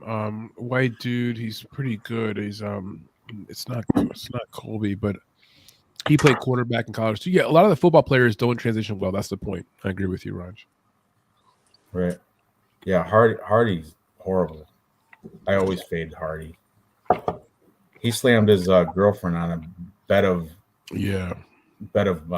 automatic machine, like AK-47s and shit. Yeah. It's awful. Horrible. Just a bully. Greg Hardy, come on. He should have stuck with the Dallas Cowgirls. Anyway, so I'm on Moda. What are you guys thinking? You guys even say anything about this fight? All right, man. You're up. I'm definitely on the other side. Man says Zach Pauga played football too. Oh no, I was on him to win, so I get No, I like Torres, Manuel Torres. I like him to win the fight in round 1 of knockout. He wins all his fights in round 1 by knockout. So if he doesn't win in round 1, he'll get tired probably. And then round 2 and 3, maybe Nicholas Moto expose him. But I'm gonna go with Manuel Torres to win the fight round 1 knockout, which is plus 225. Bigfoot. Yeah, I got Manuel, just from his last performance, and I believe he's undefeated. He's just winning. I don't think he came out of the contender seniors, but yeah, I mean, if pretty sure he's the favorite. I'm not sure. Gotta recheck it, but 95% people. He's definitely the favorite. 100%. Yeah, 95% people are gonna vote for. No, 100. Or 100. I just gave it 100. I'm really doubting on Nicholas. I'm not on him. I don't believe in him. His skills suck. He's not gonna wrestle. He's not gonna do jiu-jitsu. He's probably just gonna stand it up. Man's gonna just be perfect for that. He's the master of the stand-up, and he's gonna just knock him out in round 2. Man. Dave. I'll go over the stats real quick just to lean a little bit hard. Manuel Torres, Strike land per minute 10.50 versus 3.37. What? There are very few fighters. I think Diaz, a couple other ones that managed to hit that double-digit strike landing per minute. If Torres is up there, that's impressive as fuck. Strike absorbed per minute 3.74 versus 4.57. How many fights is this going by? How many fights is this? Couple. They all go like 30 seconds though. Takedown defense 100, 100. Takedown average 0-0. This is going on the feet. So are you seriously telling me if this fight stands on the feet between Torres and Mota, you guys are going to pick Mota? No way. Good This luck. guy is. Good luck. Knock yourself the fuck out. I'm Torres all day long, within distance. Torres by KO. His average fight time is 2.49. Yeah. And Mota gets knocked out. Look at Mota's topology. Kind of a fragile chin. I think like 3 or 4 of his 5 losses got knocked out. So I'm going to fade the Brazilian on this one. Jamila knocked him out.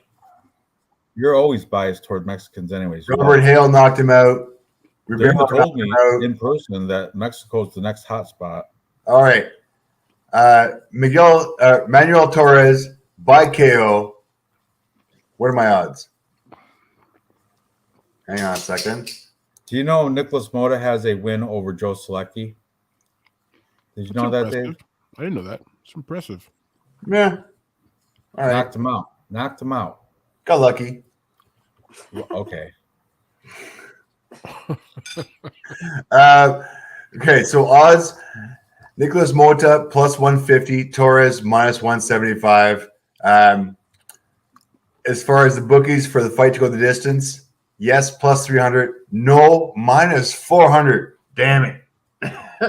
Bookies are looking for this fight not to make the 3 rounds. Guys, I'm all in here. Manuel Torres.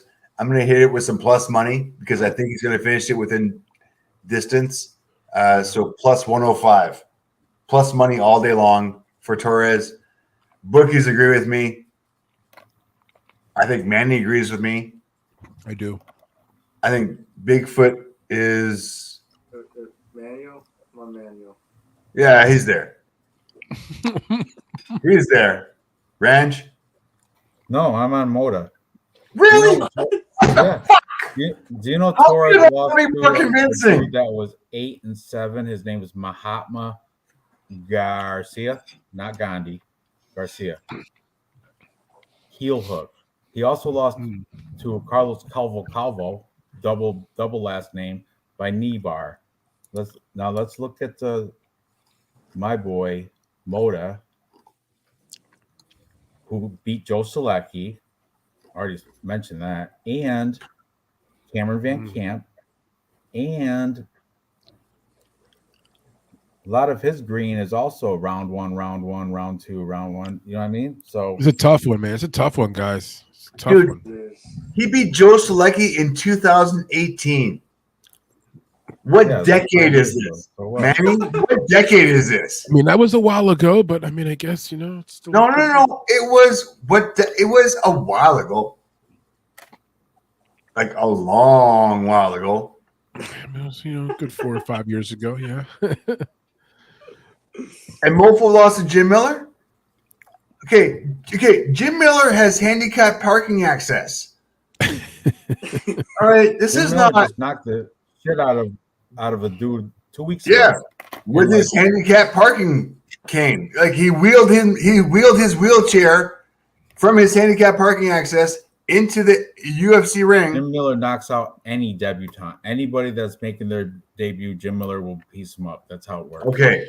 And so you're telling me, so as far as I'm concerned, Cameron Van Camp I'm going is to his call only up good fight.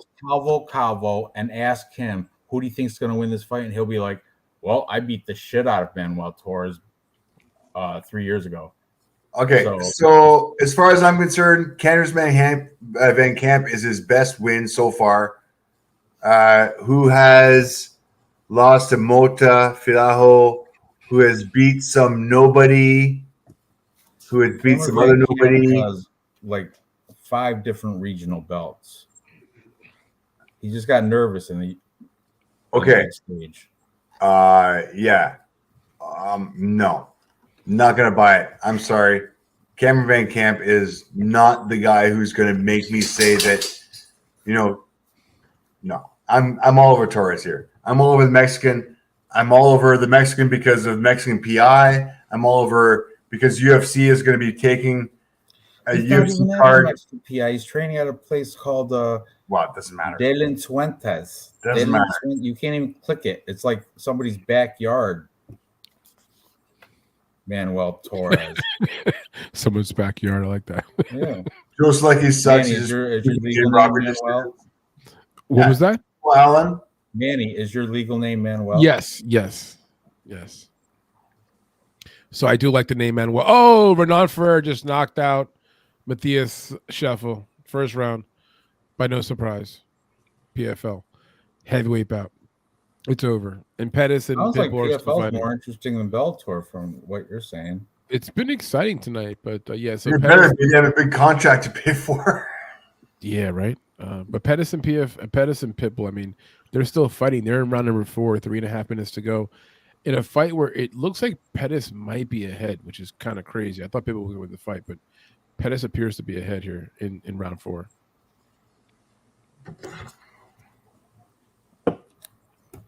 All right, moving on. We're we're going into this should be up the card, but Pat Sabatini, 17-4, taking on Lucas Almeida, 14-1.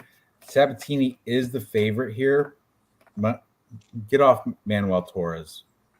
Oh, Dave's watching. Sorry, I'm watching. Sorry, hang on. Jesus. What are you watching? PFL or Bellator? I can't. I'm trying to put PFL on. Mm. Okay, So where we at? now, just like they're between fights now. Okay, catching up. Sabatini, Almeida. I'm there. Sorry, Ranj. Jesus Christ. I get paid now. It's all good. Pat Sabatini, he's going to be the better wrestler here. He did wrestle at Rider University, which is a D1 NCAA college school. But Lucas Almeida is a black belt in BJJ, kickboxing, and Muay Thai. Pat Sabatini's black belt in BJJ. Everybody knows that. But that's he's kind of like a one-trick pony, Pat Sabatini. His striking kind of sucks. And he's chinny. Lucas Almeida, black belt, kickboxing, Muay Thai, and BJJ. The BJJ will defend anything Pat Sabatini will try to bring on the ground, which Pat Sabatini does have better wrestling, so probably will get to the ground, but I think Lucas Almeida will defend that stuff and stand up. Lucas Almeida is definitely I didn't see the stats yet, but in my opinion, he's probably the better striker. What throws me off from Pat Sabatini, if you guys watched my video this week of the cap comparison picks, Pat Sabatini has a fight against Tristan Connolly, which he pocketed the first 2 rounds, and I hated that the third round. He ran. Yeah, and I hated that. I was like, man, I used to be a fan of yours, but because of that cowardice, I don't care if it's smart fight IQ, whatever. Fight. That's what you're there for. Fight. Yeah. So I didn't like that. I'm taking the underdog here. I'm taking Lucas Almeida. And when you watch the face-off, you'll see Almeida's a bigger dude. You'll see that when we see that. But I'm on plus money, Lucas Almeida. What are you guys thinking? Bigfoot, you first. Yeah, I got Lucas. He's just a better fighter. He'll get hurt and he'll stand up. He'll get up on his feet and then just keeps on coming forward. Make sure he gets to win. He knows he needs to get the win. He has been booked 3 fights. It's been canceled. It's not looking good for him. Dana White probably misses him, and he's gonna get the win. He's gonna get the cash, and maybe he's gonna go get some dinner with Dana and talk about more good matchups. I'm a big fan of Lucas. just all over him, and hopefully becomes a champion. Pat, prove me wrong though. He's a very elite professional fighter, good everywhere, good wrestling, timing, you name it. But look, Lucas, yeah, like you said, he's the bigger fighter. I've noticed that. Way taller, way bigger fighter. Yeah, let's go for Lucas.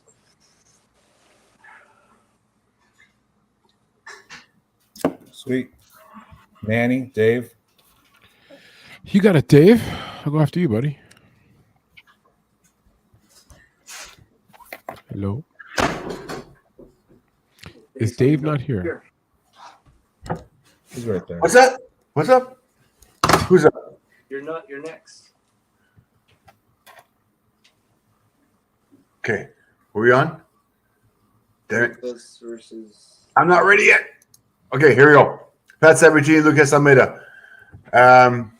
Both Lucas Almeida is going to have the height advantage. Now, as far as the strike standard per minute, 1.67 versus 6.60. Lucas, heavy favorite on this one. Mind you, strike absorbed 1.50 versus 5.63. Lucas really needs to work on his defense. As far as the ground game goes, Pat Sabatini is going to have the heavy advantage. Takedown average 3.75 versus 0. Takedown accuracy 42 versus 0. Takedown defense 42 versus 50. So we're hoping Lucas Almeida has some ground game.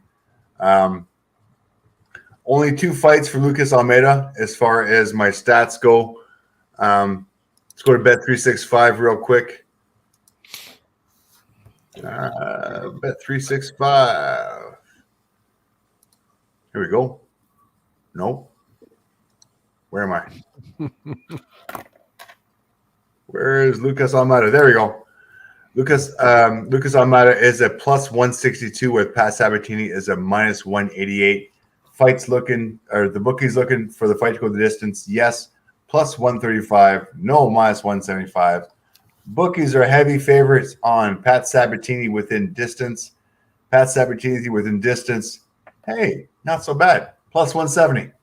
He's not going to beat anybody within distance. Yeah, I'm kind of worried about that too. You could do submissions. Go submissions. He's a wet blanket cover guy. That's True. That's true. He does try. He's also a dominant guy who's going to win the judges' decision. Heel hook against somebody. Yeah, that's never a good look. Heel hooks. Ugh. Like, I'm worried he's going to dominate the fight and then maybe, perhaps, submit somebody. I mean, that'd be better than him dominating the first 2 rounds and then running like he was talking before against that one opponent. That was terrible. Ugh. I agree with Ranj. I like this guy. He's a local guy. He's not too far from where I live, and he's a very nice dude. He coaches and stuff, like younger athletes and stuff like that. He's a very nice guy, but like he definitely ran that one fight against Connolly. It was really annoying.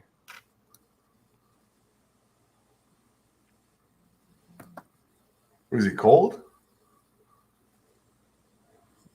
That's Manuel Torres. It looks like Manuel Torres, though. We skipped the last one. It looks like Manuel Torres a little bit. Very much so. We missed the face-offs. We're down a few face-offs here. This fight, by the way, between Pettis and Pitbull is super close, down to 2.5 minutes to go in the fight. And I would say I think Pettis might have won. Jesus, the height advantage scares me. Whoa. That's really crazy. Scares me. I didn't realize it was that much. Plus money. Wow. Yeah, he's tall. No, like he's in a different fucking area. He's tall. He is kind of tall, like, actually. He looks like he's from middleweight. Damn near. Yeah, where is he standing on something? Wow. Is he wearing like thick shoes or something like that? I mean, what's going on there? It probably is. Okay, I gotta check shoes. Hang on, shoe check. That's what I'm saying. Like, I feel like he might be standing on some kind of a Okay, well, whatever. He's just tall. He's big. Look at his hips and everything. He's way bigger. Wow. I mean, oh yeah, socks versus shoes doesn't help. Doesn't help any, but like, oh my god. I mean, he's so much bigger. The eye line, like looking down, the angle of the it's just Yeah. you know what? it's kind of I mean, it doesn't help you if you're going for Sabatini. It doesn't make you feel better. That's for sure. Yikes. Yikes.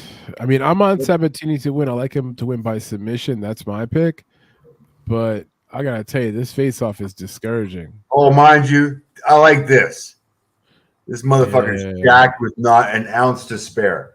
And like this that. guy over here looks kind of thin, right? And thin in the middle area, right? Where the power is at. He's kind of thin in there. Interesting. Interesting. And by the way, let's comment on this guy's rockstar goatee. Wow, look at that. Rockstar goatee with the blue glasses. Handlebars? You know, I kind of like it. I'm not going to lie. Interesting. Who's your pick on this fight, Dave? Fuck. Who's that guy? I want to talk about the nobody in the background with the stupid mustache. Can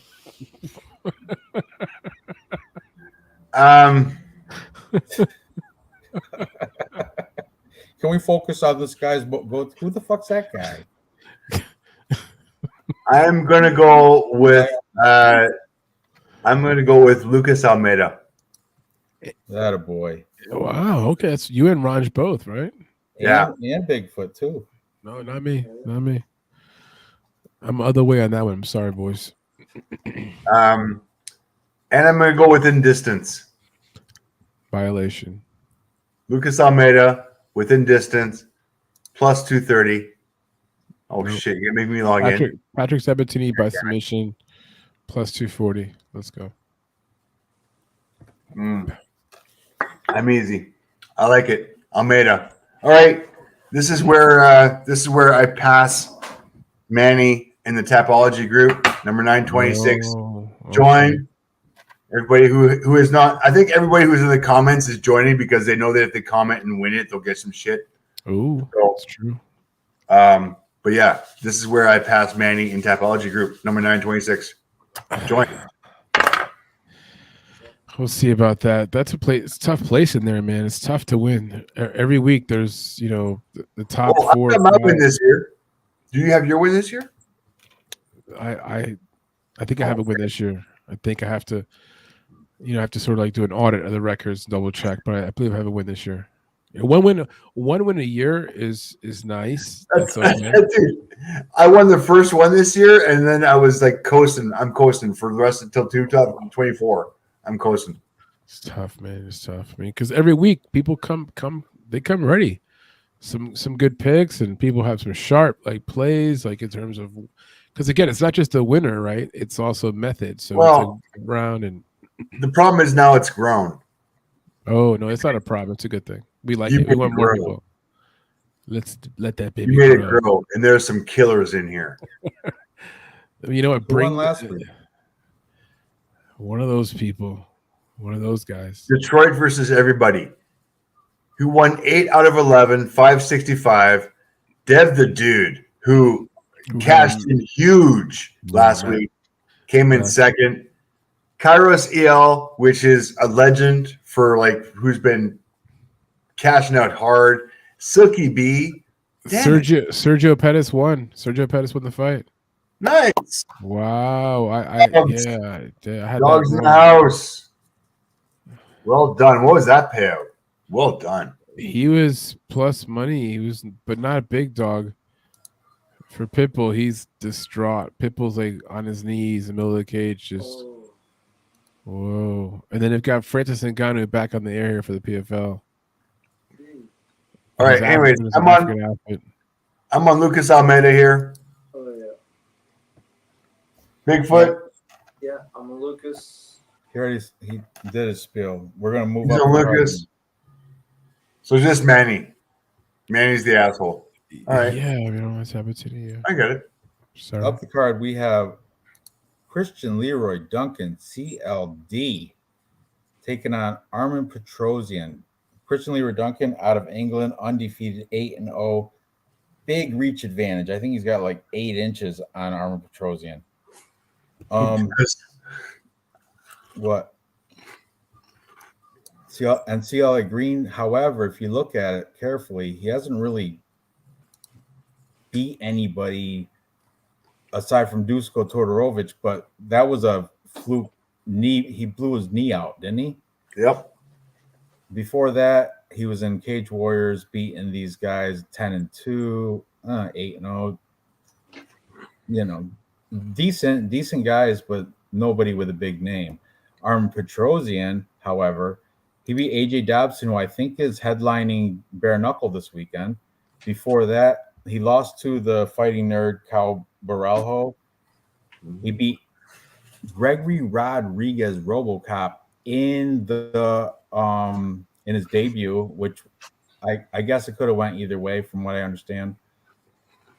Prior to that, he was Contender Series and AMC, which is a Russian regional scene. Petrosian, 32, a little bit older. Duncan is 27. Petrosian's in Russia. He trains at Academy MMA with Roman Kopylov. But then when he comes here to the U.S., he's training at American Top Team with Armin Sarukian, who is also on this card. But yeah, I think Christian Leroy Duncan is a better striker, but I think Petrosian, because he also has a kickboxing background. Like I think he's a champion kickboxer. I think he knows how to play the guys with the long reach, and I think he's going to get in the inside, outpoint them, and maybe even use a little bit of sambo or some shit. And I'm taking the underdog again, another underdog. I'm taking Armin Petrosian to give Christian Leroy Duncan his first loss. Welcome to the real deal UFC. I'm not Dusko blow your knee out to Dorovich, so this is a real fighter. And I'm taking Petrosian at plus money. Who's next? Well, I just say right now, I agree with you. So I'll just make my pick really fast. I do agree with you. I like Petrosian, super duper durable. I like him at money line. That's my pick. Sweet. I got Armin. He almost TKO'd, almost finished Saio in the last round, and we had 10 seconds left. I saw Saio just running around the cage like if he saw a ghost. Like he was scared. He didn't want to fight. He was tired, and he's supposed to be like the next biggest thing. Look what Armin did to him. So imagine what he would do to Christian, So let's go for Armin. My turn? Yep. All right. Not just opinion, but stats. Armin Petrosian, 5.99 strikes landed per minute versus 4.82. Strike absorbed, 2.75 versus 2.14. Better ratio from Armin than Christian. Ground game, who the fuck cares? It's not fucking happening. It's going to be on the feet, whether you like it or not. Armin's going to be the busier guy. I don't care what you say. Armin's going to be the busier guy. As far as the bets go, Armin Petrosian, plus 125. I think he's going to win by decision. I'm not sure if he's going to be able to get that TKO in there. But I think he's just going to piece this guy up. There are levels to this game, and the experience of Armin is going to show through. Fights going the distance for the bookies. Yes, minus 125. God damn it. No, minus 115. I do see this going the distance. I do see this going 3 rounds. I see Armin just by volume alone piecing this guy up. Yeah. Armin Petrosian, distance. Oh, we're all on plus money underdog here. Wow. That never happens. That's what I was thinking. Like, it's amazing. We're all in the same spot. On the main card. Not on a fucking roll the dice undercard thing. Go figure. All right, co-main event. We don't spend much time on this. Oh, let's look at the face-offs before that. Let's look at the face-offs. Shit, I think we're back at a few face-offs. Hang on. Let me catch up. Bad editing. Actually, you know what? Let's watch these. That's Christian Leroy Duncan right there. You're good. We Okay. watched Pat Sabatini. Oh, we are there. All right, we're caught up. My bad.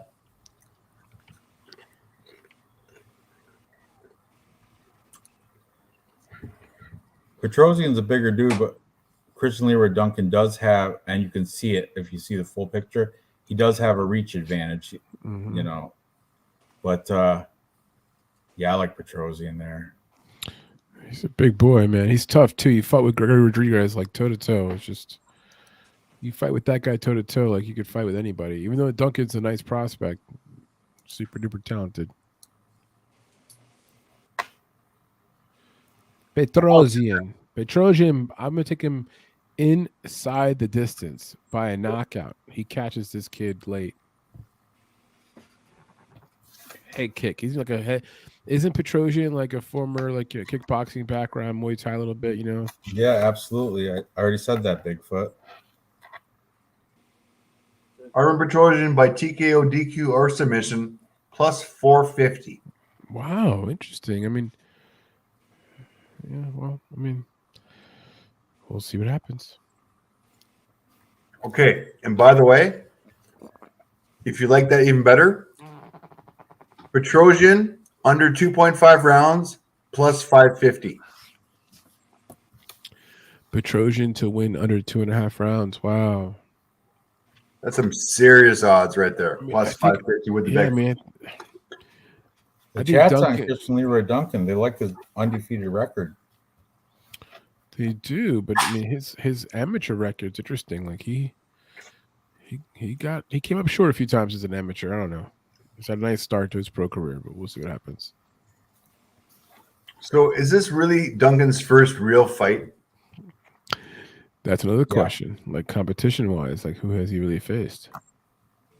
I mean, his first fight was supposed to be Dusko, but that kind of fizzled. Mm-hmm.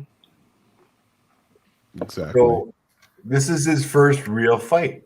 Exactly. And he's picked. I mean, he was supposed to fight Dusko, right? Oh shit! Where the fuck am I? He was supposed to fight Dusko. He did fight Dusko. Dusko blew his knee out in the fight. Yeah, but I mean, Dusko wasn't that good of a fighter. He was coming off of a shitty fucking win, and he's got like a win-loss. Dusko was kind of a setup for him to win. And yeah, he won it because of the knee injury. Armin is not a setup to win. Armin is not a win-loss kind of guy.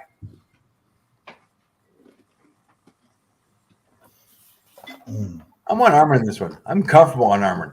I'm actually going to put some green down on Armin within distance at plus 450. That's a good bet. We're all on the underdog here. Let's move up to this next one. We don't have to take a lot of time on co-main event because this is the widest line on the card. We got Armin Tsarukyan, 19-3, taking on Joaquin Silva, 12-3. Armin Tsarukyan is like a minus 1,000, I think. Joaquin Silva plus 725. But this should be pretty much a cakewalk for Armin Tsarukyan. I don't know why this was matched up at all. This is like a Bellator fight, kind of. It's like a huge line. Joaquin Silva, I suppose he has like a slight chance. He is a knockout or bust type fighter, but Armin Tsarukyan will wrestle fuck this guy or knock him out. The thing is, Tsarukyan's gonna win. The question is, when is he gonna win? I think it's gonna be like round one, actually. I think it's gonna get a little ground and pound action round one. That's my take on the next fight. Dave, Bigfoot, one of you guys?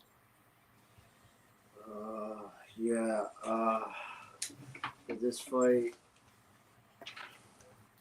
I got Armin for sure. Bad matchup. I agree. I think he's gonna get a knockout round one. He's been fighting killers. He fought Islam. He fought Gamrot.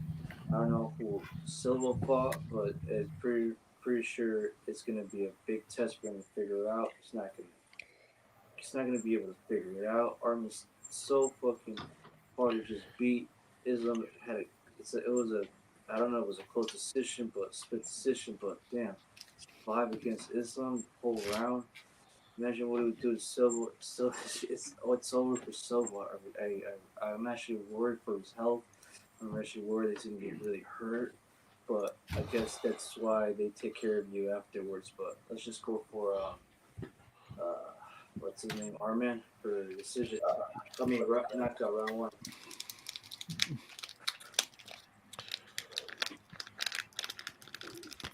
Manny? Me? Sure. Yeah. I also too like, of course, Zarukian, but I like him to win so the distance at -300. It's like a parlay piece for me. Otherwise, I'm not going to parlay him at what -900 or minus 1,000. I'm not touching him on betting. Yeah. Well, I have a little, like I said, a little sprinkle with him at -300 for him to win inside the distance as a parlay piece. Otherwise, yeah, we move on. Dave? Armin within distance at -350 is fucking disgusting. I think I've talked too much about this.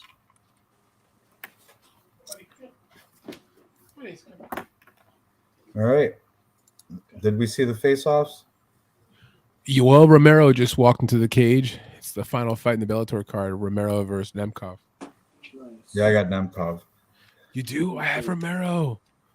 40, like he's like your age, Ranj. How can you go against him? That's why. 47,000 years old. Hey, Dick's in the house. Did we see this one? Ooh. Zarukian? Looking like a 1980s movie. The gray glass sunglasses. We never watched this one, did we? Silva was the one open. Doesn't matter. All over Armin. Yeah, Larissa Pacheco is about to start her fight you get too. those glasses off of Temu for $3. Larissa Pacheco looks like the kind of girl you would date, Ranj. Yep, for sure. Oh, the Iceman. All right, let's get into it. Main event, Marvin Vettori, 19-5-1. Taking on Jared Cannonier, 16-6. This is actually a good matched up main event, except for big age gap. What is it? 10 years. 10-year age gap. A decade. And everybody knows Vettori does have the autism thing going on, but that makes him super durable. He's not going to get knocked out. And I think with the age 5-round fight, Vettori should have the better cardio, even though Cannonier hasn't shown any lack of cardio in his past fights. Coincidentally, they both lost to Robert Whitaker and Israel Adesanya, both by decision. But if you look at their wins, Vittori's got a win against Rome Delidze, who people are saying Delidze should have got that fight. Jared Cannonier has a win against Sean Strickland last, and people are saying Sean Strickland should have won that fight. So it's kind of an interesting matchup. Cannonier does have a 3.5-inch reach advantage. Isn't great. He's training at MMA Lab with LFA fighter Bruce Xavier. Marvin Vettori is training at the UFC Performance Institute with LFA middleweight Renato Valente. Interesting enough. So it's kind of weird, but I'm gonna have to take Marvin Vettori because of his age, and I think he's like he's getting better every fight. Where Cannonier's kind of like aging out of his prime. He hasn't shown any slowdown, but you got to pick somebody. I'm going to pick Marvin Vettori, but this is a very close fight. I'm not very confident with Vettori, but that's my pick. Who's next? I can jump in real quick. Sure. I'm just going to say that let's go over the stats real quick. They're pretty much a washout except for one thing. Vettori, strike line per minute, 4.38 versus 400. Strike absorbed, 3.65 versus 3.86. Very similar. I'm not going to weigh any more towards one or the other. I'm going to say it's a wash. Vettori, though, on the ground, takedown average 1.77 versus 0.17. Takedown accuracy 44 versus 25. Takedown defense 75 versus 64. Cannonier is a sloppy ground game guy. And I think Vettori is going to have that strength, that dominance to be able to take this guy down. I think that's where the decision is going to be made. I don't see Vettori finishing this guy. I don't see Cannonier being finished, but I do see Vettori being able to dominate him on the feet with more volume and on the ground. I don't see Cannonier taking Vettori down. I do see Vettori taking Cannonier down. Argue with me. I just like Vettori because he's got the experience on how to win these close fights. I mean, he'll do just enough. He'll stay at distance, right? He fights a very safe game plan, and I think Cannonier, he could land a few of the heavier strikes, I guess, but Vettori is not easy to finish. I mean, I have to double check the records, but maybe he's been finished like once or maybe even never at all, and so it's hard for me to imagine Cannonier like figures it out. He's a guy who has a hard time pushing pace and pressure, so I think Vettori sneaks out a win, maybe even a split. It's the main event, 5 rounds, right? Goes to the scorecards. Yeah, I don't think Vettori's ever been finished. Exactly. So he's fought a lot of people that are pretty good. Some are high level finishers, some are okay, but to be able to go through that schedule, never get finished, and then Cannonier's gonna be the guy's gonna break him. So yeah, I think this fight probably goes longer, and I can see it goes to the scorecards, and it'll just be close. It'll come down to what the judges feel like. Too.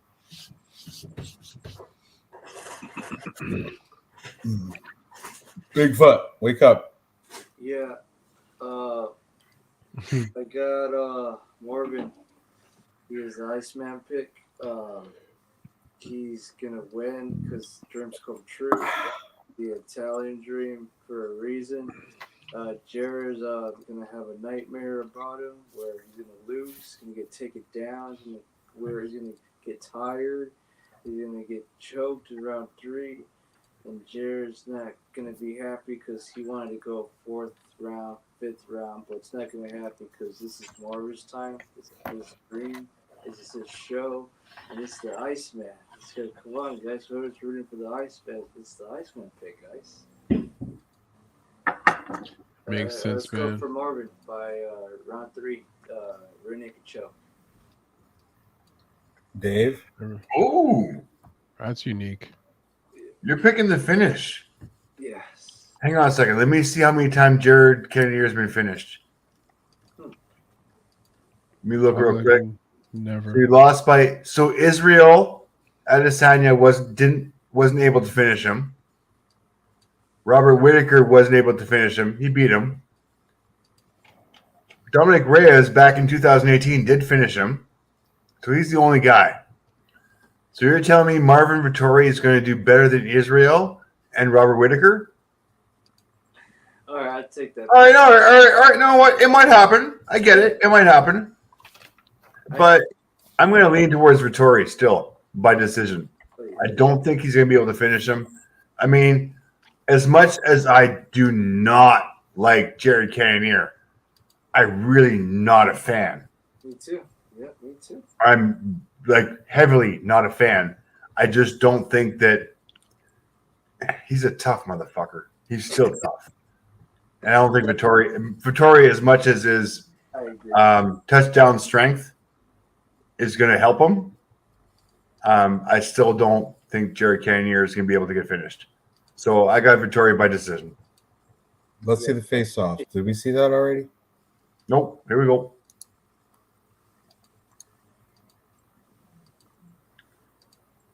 Vettori looks huge too.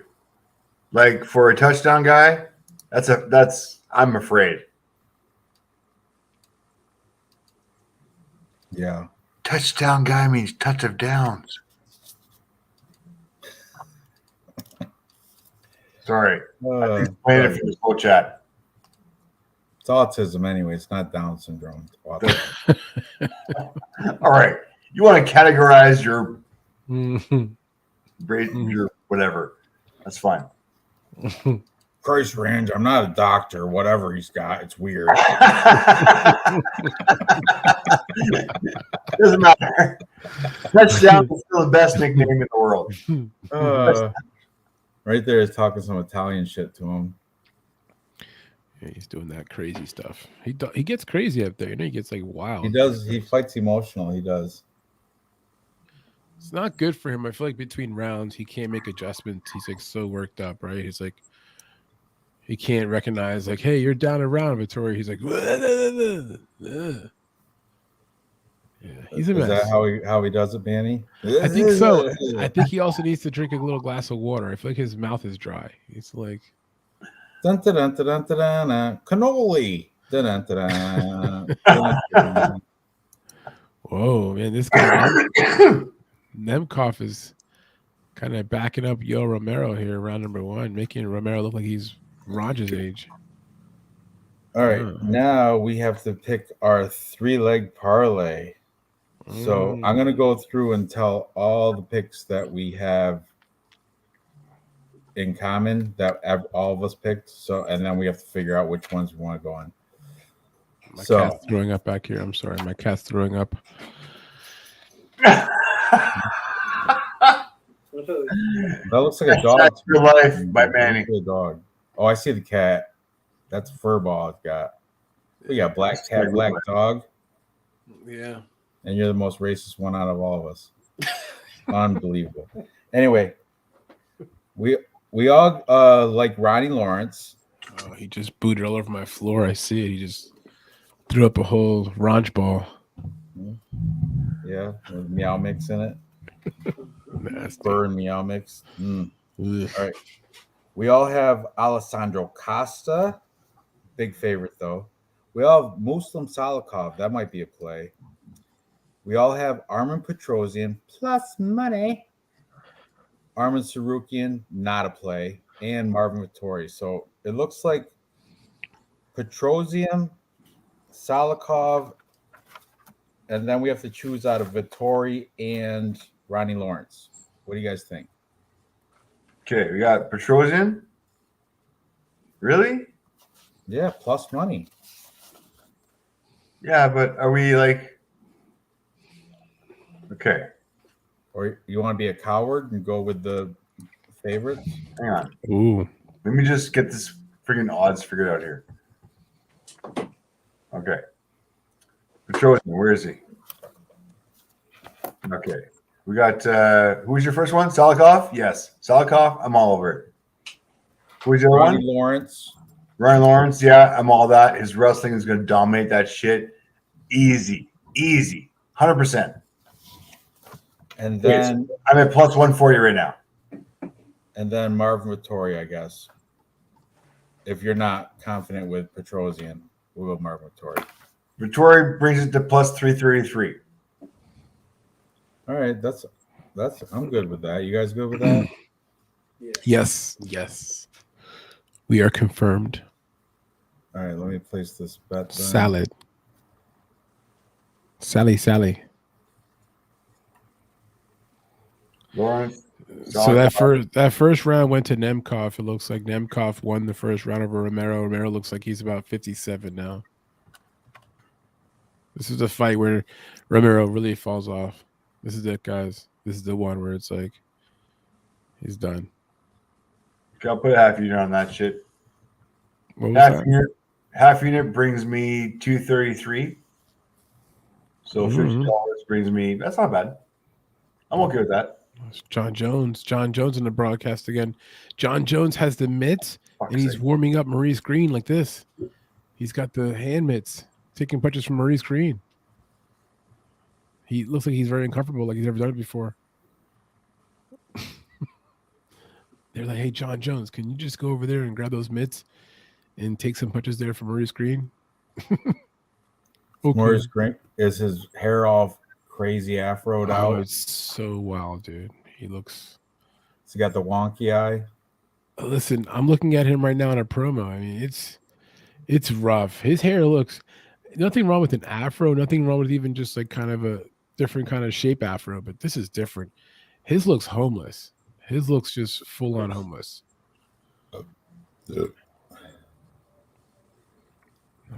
Okay, Dave. I see you. That's right. Are you alive over there, Illinois? Yeah. Yeah. Had to do some shit to authenticate my bet. All right, so our bet: Salikov, Lawrence, and Vittori. Yeah, I've I'm got putting it it- plus 333. My $50 bet pays me 233.54. That is amazing. That's the play, boys and girls. That's the play. I'm not bad. You know what? $50 bet for 233. It's a good payoff. Not bad at all. Not bad at all, boys and girls. Not bad at all. I'm putting it on the chat right now. I'm cleaning it up. Corey, what was he? He was eight. Yeah, Nemkov, man. Nemkov looks good. And still have Romero looking kind of old here. Into round number 2. Yeah, Romero looks so old. I wonder why he looks so old, Dave. Because he's older than me. Oh, he just got clubbed with a heavy overhand. Yeah, that's it. That's it. That's it. Honestly, I thought it was going to be a better fight than this. I even gave Romero a shot to win, but yeah, this is actually not even turning into a fight. I mean, Nemkov was a minus 560 favorite. He's looking like it. And PFL's about to start their main event. Arista Pacheco just mowed through Lee Brock. I mean, round 1 just finished knockout. All right, Illinois Bigfoot. What's up with the grocery girl now? Yeah, that Whoa. I was kind of waiting for. About time. Jeez, we've all been waiting for this shit. Oh, Let's yeah. go. All right. So here's the update, guys. I didn't approach her. I didn't give her the love letter nor the flower. But here's one thing. I mean, that should have been good news, bad news. But all right, that was the bad news. But here's the good news. I know where she works at. I mean, I know. You already knew that. No, man. Time out. You fucking with me right now. I know exactly where she works at. I know that she works at self checkout.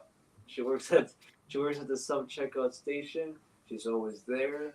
Wait, time out. I have to ask this question, dude. I got this question. Time out. Yeah. Where did you see her at the first time? At the cash registers. Bagging. Yeah, bagging. Oh, so she was in a different part of the store. You're saying, okay. Now she's self-checkout area. Self-checkout station, and all I need to do is not go where they bag it up. I need to go to the self-checkout, do it my own, and then I approach her right there and then. She's just there, just waiting for me, and I know she recognized me and how she was like messing with her hair and just how girl stuffs do, and I knew she Did you read her name tag? I did not. I should bring my goggles next time. This fucking What? No, You gotta bring your goggles. Lemon goggles? I said goggles. Fuck. My binoculars. But okay, That'd be even worse. What are you talking about? I made a new love letter for her. I thought I'd perform it. If that's okay. Ranch? Okay. Go ahead, take the All right, stage. Here it goes. We're gonna critique it though. Manny's gonna. Grocery store girl. I can't stop thinking about you. I love it when you move your hair. I love it when you work and help customers. I have dreams about you. I will love to welcome you into my castle. I have a medieval kitchen ready for you. I have delicious food, a cooking book for you. Let's go grocery shopping together.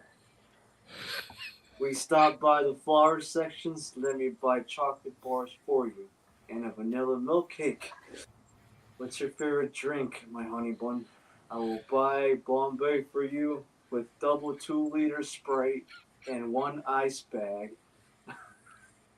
I'll make sure I get 2 chicken nuggets bags, 2 bag fries, 1 ketchup, pepper, cheese, tomato, lettuce, mayo, hamburgers, buns. Are you placing an order for pickup? Is she gonna put this together for you? Yeah. Avocado, cheese rice bags, pizza rolls, Lay's chips. Pizza rolls. I think Manny had those earlier tonight. Yeah. Totino's, right? And chocolate chip cookies. That's it. That's what I got for now. I think you should take her to the buffet. I think The shitty buffet. I think I'd take her there. No. All fire aside, Bigfoot, if I was a girl and you told me that, Yeah. I'd be all in. Yes. What did you say? If I was a girl and that was your pitch to me, You had me at ketchup. that's right. Dude, Yeah. I'm all in, Bigfoot. Oh yeah. Oh I'm yeah. all in. Yes. Dude, you had me Two at bags of you- chicken nuggets, two you bags know- of fries, Yeah. ketchup. Dude, you had this whole shit planned out. You thought this shit out. You did not just come out and do this shit. No. You put some thought into this. You had some ideas. You got your favorites. You're putting this shit out. Dude, you're laying your heart on the line. Dude, if I was a girl and you came out with me with that, dude, Checkout Girl is yours. You grab that shit and you fucking go get her. Yes. You go get her, Bigfoot. You got this shit. Come on, man. This is a winning ticket for you. You go get her. What is going on right now? Dave, what are you doing, Dave? I thought I was a bad person. Wait a second. It's like, David. No, the mission for you, Bigfoot, is to find out what her name is and if she's legal. Yes, that's right. That was two part. Remember, Two parts. I said two things you got to find out: her name and her age. That's it. Her name and her age. Name and age. Don't know her name, but And Doesn't matter. It doesn't matter. You have what it takes. You got this. It doesn't matter what your name is. Might be bad advice, Dave. do No. not promote bad. No, stop it. yeah. Dude, you go for this. You put it out there and you put your fucking heart on the line and she will I reciprocate. don't think you know who you're talking to, man. This is like Bigfoot, dude. He might misunderstand what you're saying to him. No.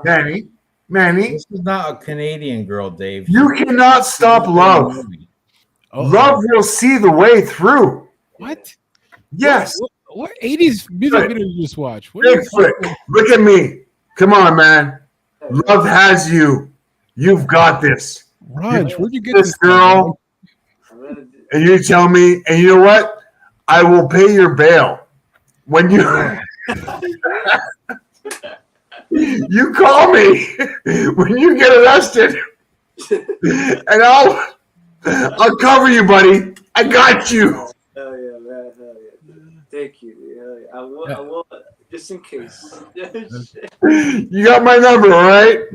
But I want you to go all in on this. That's I mean, love is the most important thing, man. You go all in. You pitch what you got. I got you. And if you need it, I'll bail you out. Yo, You know what? Manny's got money. We can fucking hook Manny up with fucking cash. Like, trust me, we'll bail you out. So if there has to be a harassment lawsuit that we have to deal with, we'll deal with this. All right, buddy. Dude, I hope. I'm in your corner. No kidnapping. That shit out of the park. The advice kidnapping. from Dave is asking a fat guy how to diet. Do not do it because Gosh. Yeah. Don't try it. really, Fat boy. Dave needs just as much help as Illinois Bigfoot. What is just going on right now? Romero on the ground, all of a sudden trying to choke out this guy. I'm trying to motivate Bigfoot. My art. I did art. Manny, are your eyes even open? Yes. Come You on. look more Asian than I do right now. Guys, no, Ranch, Manny art. What? Manny, sorry, Bigfoot did art. Look, he's got art. What is that? A gun? Yeah. And you named it Mr. Snake? Okay, I'm not paying your bail anymore. That's it. Look at the mag. What is I'm that? not- 16 shot mag and a Yeah. little tiny trigger. I'm Yeah, not scope, going though, down that's anymore. good.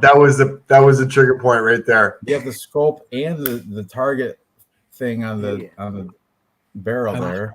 I love the way that Ron said, "Is that a gun?" Is that a gun named Mr. No, that is Mr. Snake. Yeah, Mr. Snake is not a gun. That's a horrible name for a gun, too. Snake. Want to meet Mr. Snake? No, I come did on, this bite you. Bellator. Bell with the sharp B. Yep. You're a mess. You got the coin with the stick figures Are fighting. we looking at That's art awesome. now? Are we looking at art actually What? on the paper? In front of That's the my camera? next tattoo, Bigfoot. That's my yeah. next tattoo. That'd be awesome. Yeah, if you had that, it's a tattoo. And then last one, guys. What? What is this? What is this? Is it a rocket? More weapons. You got a grenade, a pistol, a claymore, and a rocket. Is this if she says What's that no? arrow pointing north? Come on, if she says Oh, no, it's a rocket that Yeah. shoots arrows that point. no, Ron, you're missing it. If she says no, he gives her this letter right here. Yeah. This is look at that pistol. We got a second grip up there. Oh On yeah, that pistol. yeah, that good What is grip. going on? Yeah, good grip. That's what she said. Yeah. That claymore is right out of Call of Duty. Seen that one for. What happened here that we ended up started drawing the Guns and weapons. yeah? I mean, that was probably and then Big one Bird's more, idea. guys. I guess. That's pretty UFC dope. Iceman. Yeah. Yes, Marvin Vittori, the Iceman. Yeah. I like that. I do like that actually. It's better than what you could do there, Ron. You got Big Bird over there. You got Cookie Monster. No, I want to see how deep the rabbit hole goes. Yeah, this is. Let's go. Come on, dive deep, motherfucker. Little Dive Bigfoot. deep. Whoa, Name it we're Little diving Bigfoot. deep now. Who's this We guy? got the emoji thing. Would you win that at a fair? No, Oh, no. Throwing a dart at a I balloon? wanted it at the movie theaters. Oh, you wanted the grab game, Yeah, the machine. the yeah, claw game.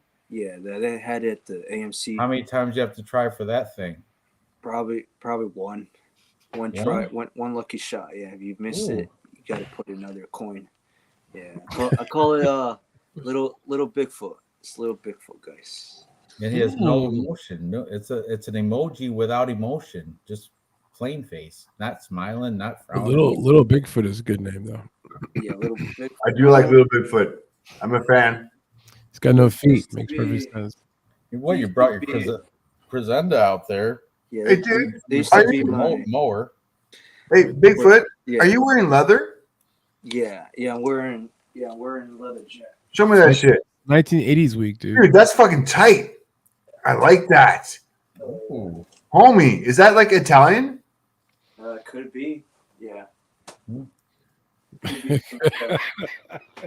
But I want to say so You said this it could be. I this love was my passed away's dog's favorite toy, to the point where you can see there's no nose there. He ripped off the nose. That's how much he loved it and played to. I call it his name was MC, so I'm gonna call it Little MC, because I feel like conspiracies MCs end here. I know it's weird though. So You know, it's like a spirit attached or something. You know? It's like White guys Robert's do- doll. Guy's amazing. Yeah. It's even heavy too. I feel like I'm carrying my own dog. Yeah, it's like a beanie baby, isn't it? Yeah, a beanie. Yeah, stuffed Yeah. animal. And then one more, guys. I didn't know it was show and tell, but I love it. I love Yeah. it. It's good. Me Anna, guys. Ooh, look at that. So she's got a name Do you too. get that at the claw machine too? Oh, Anna. It's already Yeah. named. Yeah. Here's Anna, guys. What is that, a pineapple? Yeah, pretty much. She's got La na hair. na. That's what Dave calls it. La na na. Yeah, That's French for pineapple. yeah. Comfortable. La na na. Hey, Bigfoot, what do you think her name is? Anna.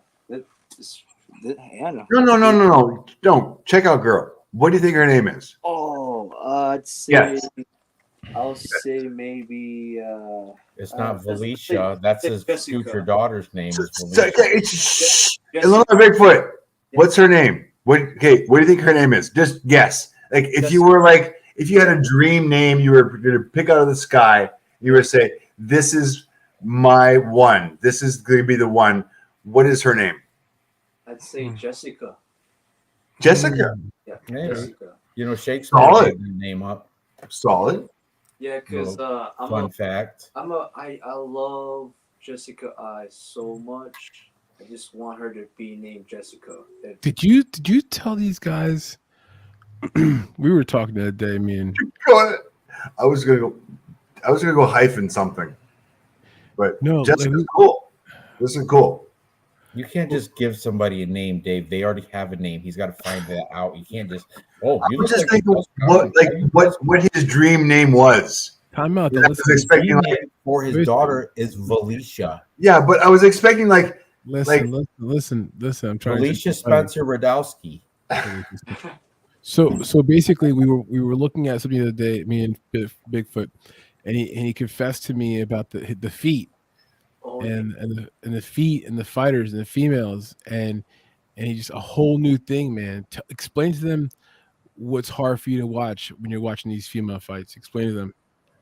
It's hard for me to watch them compete. Actually, like, okay, I'm gonna watch a fight. I'm actually watching a fight. I'm not really watching a fight, guys. I'm watching their feet and their butts. Hardcore feet fetish. Yeah, Loves yeah, it. I'll glance though. I'll glance. Okay, I'm watching them compete, but I have my voice. A voice tells me, you gotta watch your feet. You gotta keep watching your feet, though. Like, the voice inside. You know, Yeah. Jessica Does the Penny voice ever has, tell you to do other stuff? Jessica Penny has an OnlyFans which concentrates on foot fetish. Yes. For real. Yeah. She enjoys showing off her feet. I think she rubs oil and shit on it too. Whoa. Right in the sole, in between the toes and all that. Yeah, I prefer just dry, my favorite color toenails type of feet instead of the extras. Yeah. If she has Your favorite submission and ankle lock? yeah, just put Oh, there. yeah, mine too, dude. I love that shit, If she has yellow, Go to hell. You go to hell, Raj. I'm all in. I'm all dude. dude. Yellow tone, yeah, Fuck yeah. have yellow. Yeah, tone. I like a good arch. Right I in the like a armpit. good arch. You just fucking. Isn't there a toe hold? The good arch on the foot. I like the good arch on the Yeah, foot. man. Flat feet suck. Oh my I god. think Chelsea Chandler. You get a T-shirt made. Flat feet suck. You guys know Chelsea Chandler. Her Yeah. Yeah. bomb. It's bomb. Nice tits. Oh, yeah. Yeah, yeah. You got this. Oh, yeah. Wow. Yeah, man. that seemed to be it. Oh, okay. So my update is I'm gonna, as long as I know that she's at the check. Yeah, toe hold. You gotta call it tow truck. I'm gonna So wait a second. So Chelsea Chandler is pretty much like a dominant girl. Like she's pretty much aggro. He's gonna be here all night, ladies and No, gentlemen. no. I want to hear more about Chelsea Chandler. Like she's pretty aggro, right? You like that? You like me dominant? You got like 2 fights left on her contract. Yeah, I think so. Yeah, I think she hunts deers. She's a pretty It's good. Yeah. deer. It's no S on that. It's plural. Deer, deer. Or she hunts No. She hunts deers. Oh. English, please. Not over deers. Joe, a deers, here. Doe. female deers. Just like you don't say Yeah. sheeps. You say sheep. We can now. It's a plural. Deer, deer. is Critical. plural. She hunts. Only I got you, Bigfoot. I got you. Yeah, don't mind him. He's just being a jackass. I know. You, Ranch being an asshole. he hunts deers. Okay. That sounds right. And sheeps. she has a nice, good sniper. Nice. Oh. Yeah, she knows. What kind of gun she got? I don't know what's it He called. can show you a picture of it. He but drew it. Yeah, it's on her Instagram. Yeah, she has a lot of type of guns. That must be the snake. It's got the scope and the sight. It's got the Snake. scope, the This is sight, the clip, and It's the a stand. snake. It's a Yeah, snake. yeah, Mr. Snake. Mr. Snake is Chelsea Chandler's gun for hunting deers. Oh my god. Fuck, I can do this all night long, dude. I can go deep all night long. You guys are not gonna stop me. My questions will not stop. What kind of gun she got? Mr. Snake. Mr. Snake, dude. Love it. Damn, dude. Damn I think you may have you thought of that in your head, right? You're like, oh, Mr. Snake, man. Yeah. We got the camo? Yeah, she likes the camo. All right. All right. 10 minutes left of this show. Where'd you find this guy? There is not. There's no limit on this show. We've gone There fucking is. 12 hours. Stop it. Yeah, don't be. There's no limit on this show. Party pooper. Don't be such a gay wad. Stop. What are you? Do you have a curfew? No. Is there a Russian Polish guy saying it's time to go to bed? Russian. Yeah, you got that, Bigfoot. Yeah, thank you. Russian, Poland. Russian Yeah, Polish. whenever He's more someone- Polish than he is Russian. Oh, he's Russian and Poland. I'm like, that's got to be me. Like last week he was like, I'm 50% Russian, 50% Polish, and 50% American. He I'm did. like, He that's 150%, bud. You got a little too much there. Yeah, and that's how American he is. He is 150% fucking American, and don't stop that shit. They- All right, we got Ranj. Okay, we got. No. Here's Here we go. When it says Here we go. American, it means Sorry. native. This American. is I love the way he comes to the camera. You know. Yeah, I love that too. right there. You see, it's right there. Big. Oh, Perfect. Very clear. Oh, is that Mr. Snake right there? Yeah, Mr. yeah. Oh shit. Who's Yeah. holding it? Mr. Who's Snake. holding Mr. Snake? I'm What is- probably the dad. What do you got? That's Oh, is that Chelsea. what is that? Chandler. Rabbits? What are That's they? Chelsea. That's Ducks. Chelsea. No idea. Ducks. Ducks? Ducks? Okay, yeah. Mallards? Is it ducks? I don't know. I can't see. Pretty sure. Yes. Pretty sure. The big Chelsea Chandler duck hunt It's not with people. Mr. Snake? I think so, yeah. So, You know, Romero is on top of him. Romero's on top of this guy. Who beating gives a him up fuck? little Chelsea Chandler's got all these ducks. bit. Yes, yeah. yes. Yeah. All quacked out over there. All this little. I Fur and should- everything? Oh, this is better. It's way Let me better. see. Okay. Oh, what is that? A Oh, pig? what is that? It's a big boar? boy. She got a big boy there. What does Wild that mean? boar. Is it dead? It's dead? Yeah, it's dead. Yeah. That's Nap. right for me. Damn. Oh yeah. I thought I was taking a nap. I don't know. Oh yeah. Wow. Oh, she's holding the gun that she killed. There's the Mr. Snake. There's Mr. Snake's got it. Is it dead? Oh, shit. That looks like a 30-06 or something. Don't talk bad about her gun. I love that you're a fan Cheers. of Chelsea Chandler. I love Oh that. yeah, dude. Wow, man. Oh, there's a video where she fucks with it. I'll be right back. I got It's a full blown pig over there. Oh gosh, that's so dark. That's so dark. Gosh. Oh my god. Yeah. Oh my Oh, all right. That was enough for the dead Yeah. pig. Thank you. Yeah. All right. The dead piggy. Wow. So the Nemkov versus Romero fight's over. It looks like I think when it goes to the scorecards, it's probably going to go to Nemkov. Romero just too old. He won round 5 though. He may have won round 4 too, but he just came on too late. And the PFL main events were on the same exact time. Second round.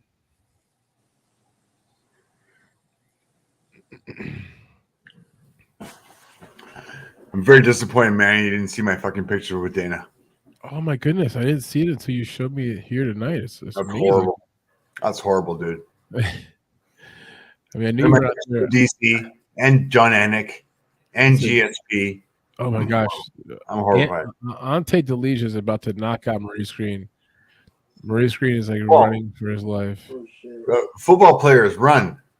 Yeah, he Green survived that round, so we're going to round number 3. But that round number 2 here, he almost got finished. And Romero, by the way, Romero got beat up. His eyes are swollen. Romero looks beat up. The fight's over. Looking for the scorecards now, but Romero took a bit of a beating. Nemkov All right. got him. Great. We got to take a second here. Illinois, Yeah. what did you just draw? But Come on, show us. Show us. Come on. You just fucking drew something. no. Oh no. I was just trying to. Yeah, let me see it. I was just trying to make it darker. I was just trying to, it's the same thing. I can't zoom in. Oh, okay. You're all right. All right. Yeah, you're just fucking feeling. All right. Cool.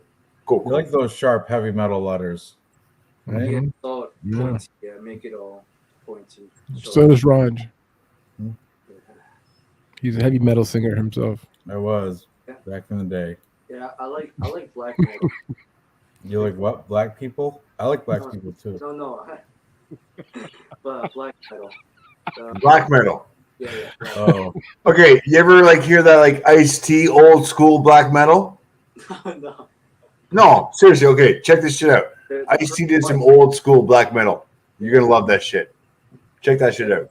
it's actually called black metal promotion. It's all metal though, dude. But it's a different type of. I know what Dave was talking about. Ice-T was in a band called Body Count, Mhm. which was a metal Oh band. my god, you know what? You really? You I heard? know about Body Count. I was on my own on this one. No, I remember this music too. I remember it. Yeah, It's like rock Black- rap. yeah, rock rap, metal rap. Black metal's different. Black metal's like, pull my sword from the stone. Yeah, they do a lot of sword. It's like Like it. Norwegian or something, isn't it? Yeah. Like for European metal, it's weird. It's kind of high streaky high pitched voices and talking about swords and glory and all that good shit. War. Yeah, war, all that. Sounds wonderful. All right, this is we've had enough. This is Okay. good. I love Is the We've fight had enough- over? we've had Not enough. one? No, I haven't. Nemkov won, yeah. I could never I have it. expect this. Oh yeah. By decision. So tomorrow, you guys have good luck tomorrow. What time's the fight? 7 o'clock. Holy shit! Yeah. Late, yeah. Late Kind of one. nice. It's gonna be a late, Late one. I'm gonna have to be. All right. But yeah, don't get me singing again. Really. Anyway, thanks everybody in chat. Thanks for tuning in tonight. Of course, the whole panel here, Dave, Manny, and Bigfoot, of course. Always a pleasure having you guys on here. What's the next event next week? Is it a pay-per-view or is it another Vegas? It gets to one of those Vegas things. Another fight night? Yeah, I think I so. like them. Not bad. Because you don't got to pay for them or watch them on crack screens. That's true. Just ESPN Plus. That's it. Yep. So, all right. I'm a little bit tired. So, everybody in the chat, thank you for tuning in. I'm gonna find Wait! Everybody watch for Manny's interview with Blake Builder coming up. Oh, I Yeah. hope so. Oh yeah. I hope Because so. ask him how he feels about that loss. Yeah. you know what? You gotta Ask him how he separate feels your- about getting kicked in the nuts in the No, second ask round. him how he without feels any- about meeting without any fucking BC Dave. separation. Yeah, maybe I'll What ask do him you think about BC meeting Dave. BC Dave on the streets? How's your entourage? I heard they're very protective of you. Yeah. Okay. And ask him if you would have won, would you and your entourage have a after party, or did you hit the streets? But we're doing you hang out lost? with BC Dave Did you hit Yeah. the streets? and his kid. They hit the streets praising Being a real Jesus motherfucker. lost?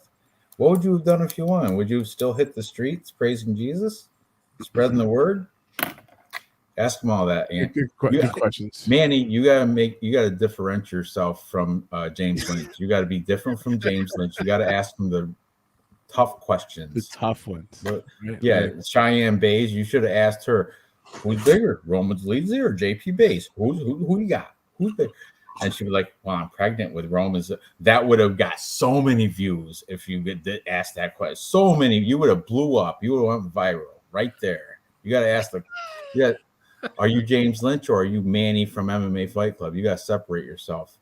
That's what you got to do. Ask those hard-hitting questions. oh wow, that's great. You know, just a little advice from me. Anyway, you guys have a great night. You too. Yeah, and are you guys watching it online tomorrow? Like, are you doing a watch along or anything? Yeah. No, I'll just be watching it. That's me too. That's what I do. Me too. Maybe I'll say hi to Vlad or something. I'm supposed to be a moderator. I never go, but anyway, Stop and say hi to Vlad. I will. I'm gonna stop and say hi to Vlad tomorrow. Hey Manning, Yeah. come on. Our homie Vlad. Who the hell's Vlad? You don't even know what the fuck Vlad is. Yeah. I'm like, what is You this know guy? Vlad, the best Bulgarian MMA capper there ever in history. Thank you, Ranj. Hook me up because you know what? I put my dick on the line for this guy. Oh Manny. boy. Oh boy. Manny, come on. Yeah.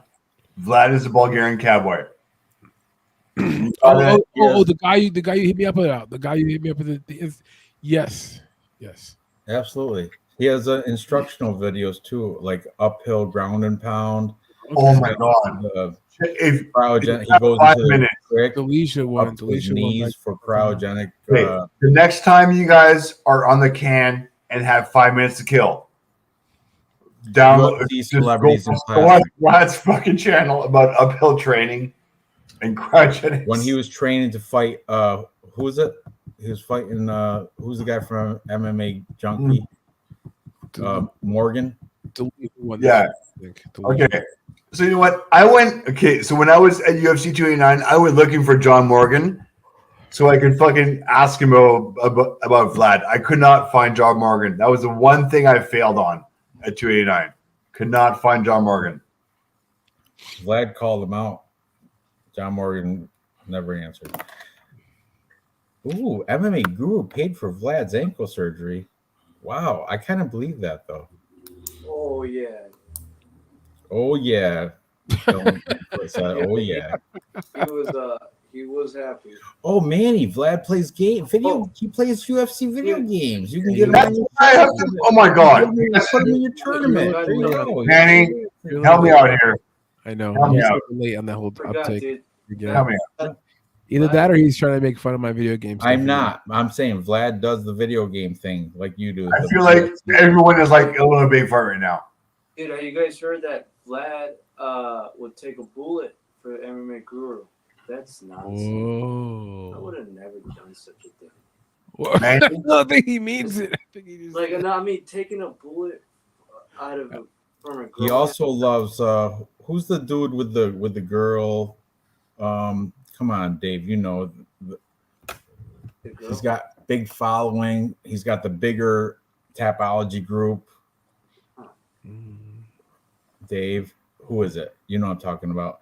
Him and his wife do a show and MMA holes. Yes. Vlad is huge, tight with MMA holes. Can I have 30 seconds here, guys? What? Are you serious? So by the way, I hit up MMA holes and Moss before UFC 289 saying, hey, by the way, guys, I'm a huge fan. If ever you want, like, I'm going to 289. I've got fucking floor tickets. Oh, yeah. I would love to promote your fucking show. Send me some fucking merch. I will wear your fucking MMA hole shirt while I take pictures. Even if it's on the octagon, I would more than happily fucking promote your fucking brand. I got nothing. Yeah, I'm sorry. We can't fucking help you out. And then I fucking posed with Dana White and DC and John. And Big L for them. Fucking Blake Builder. And I could have been wearing an MMA holes shirt the whole fucking time. You offered it to me too. I didn't have any shirts done, so I couldn't offer you a shirt. But they do have shirts, so that's just dumb of them. The opportunity was there, but nobody gave the fucking homies some credit. Anybody cut off the MM. That's what they are. A-holes. Anybody who could have fucking wanted it, I would have worn their merch with Dana White, with John Anik, with DC, with GSP, with Blake Builder. Well, opportunity missed. Yeah. All right, guys. Time for bed. So good night and good luck, everybody. Thanks for tuning in the chat, and see you tomorrow or next week, right? All right. Later. We're on tomorrow? Take care. No, later. Next week. Later.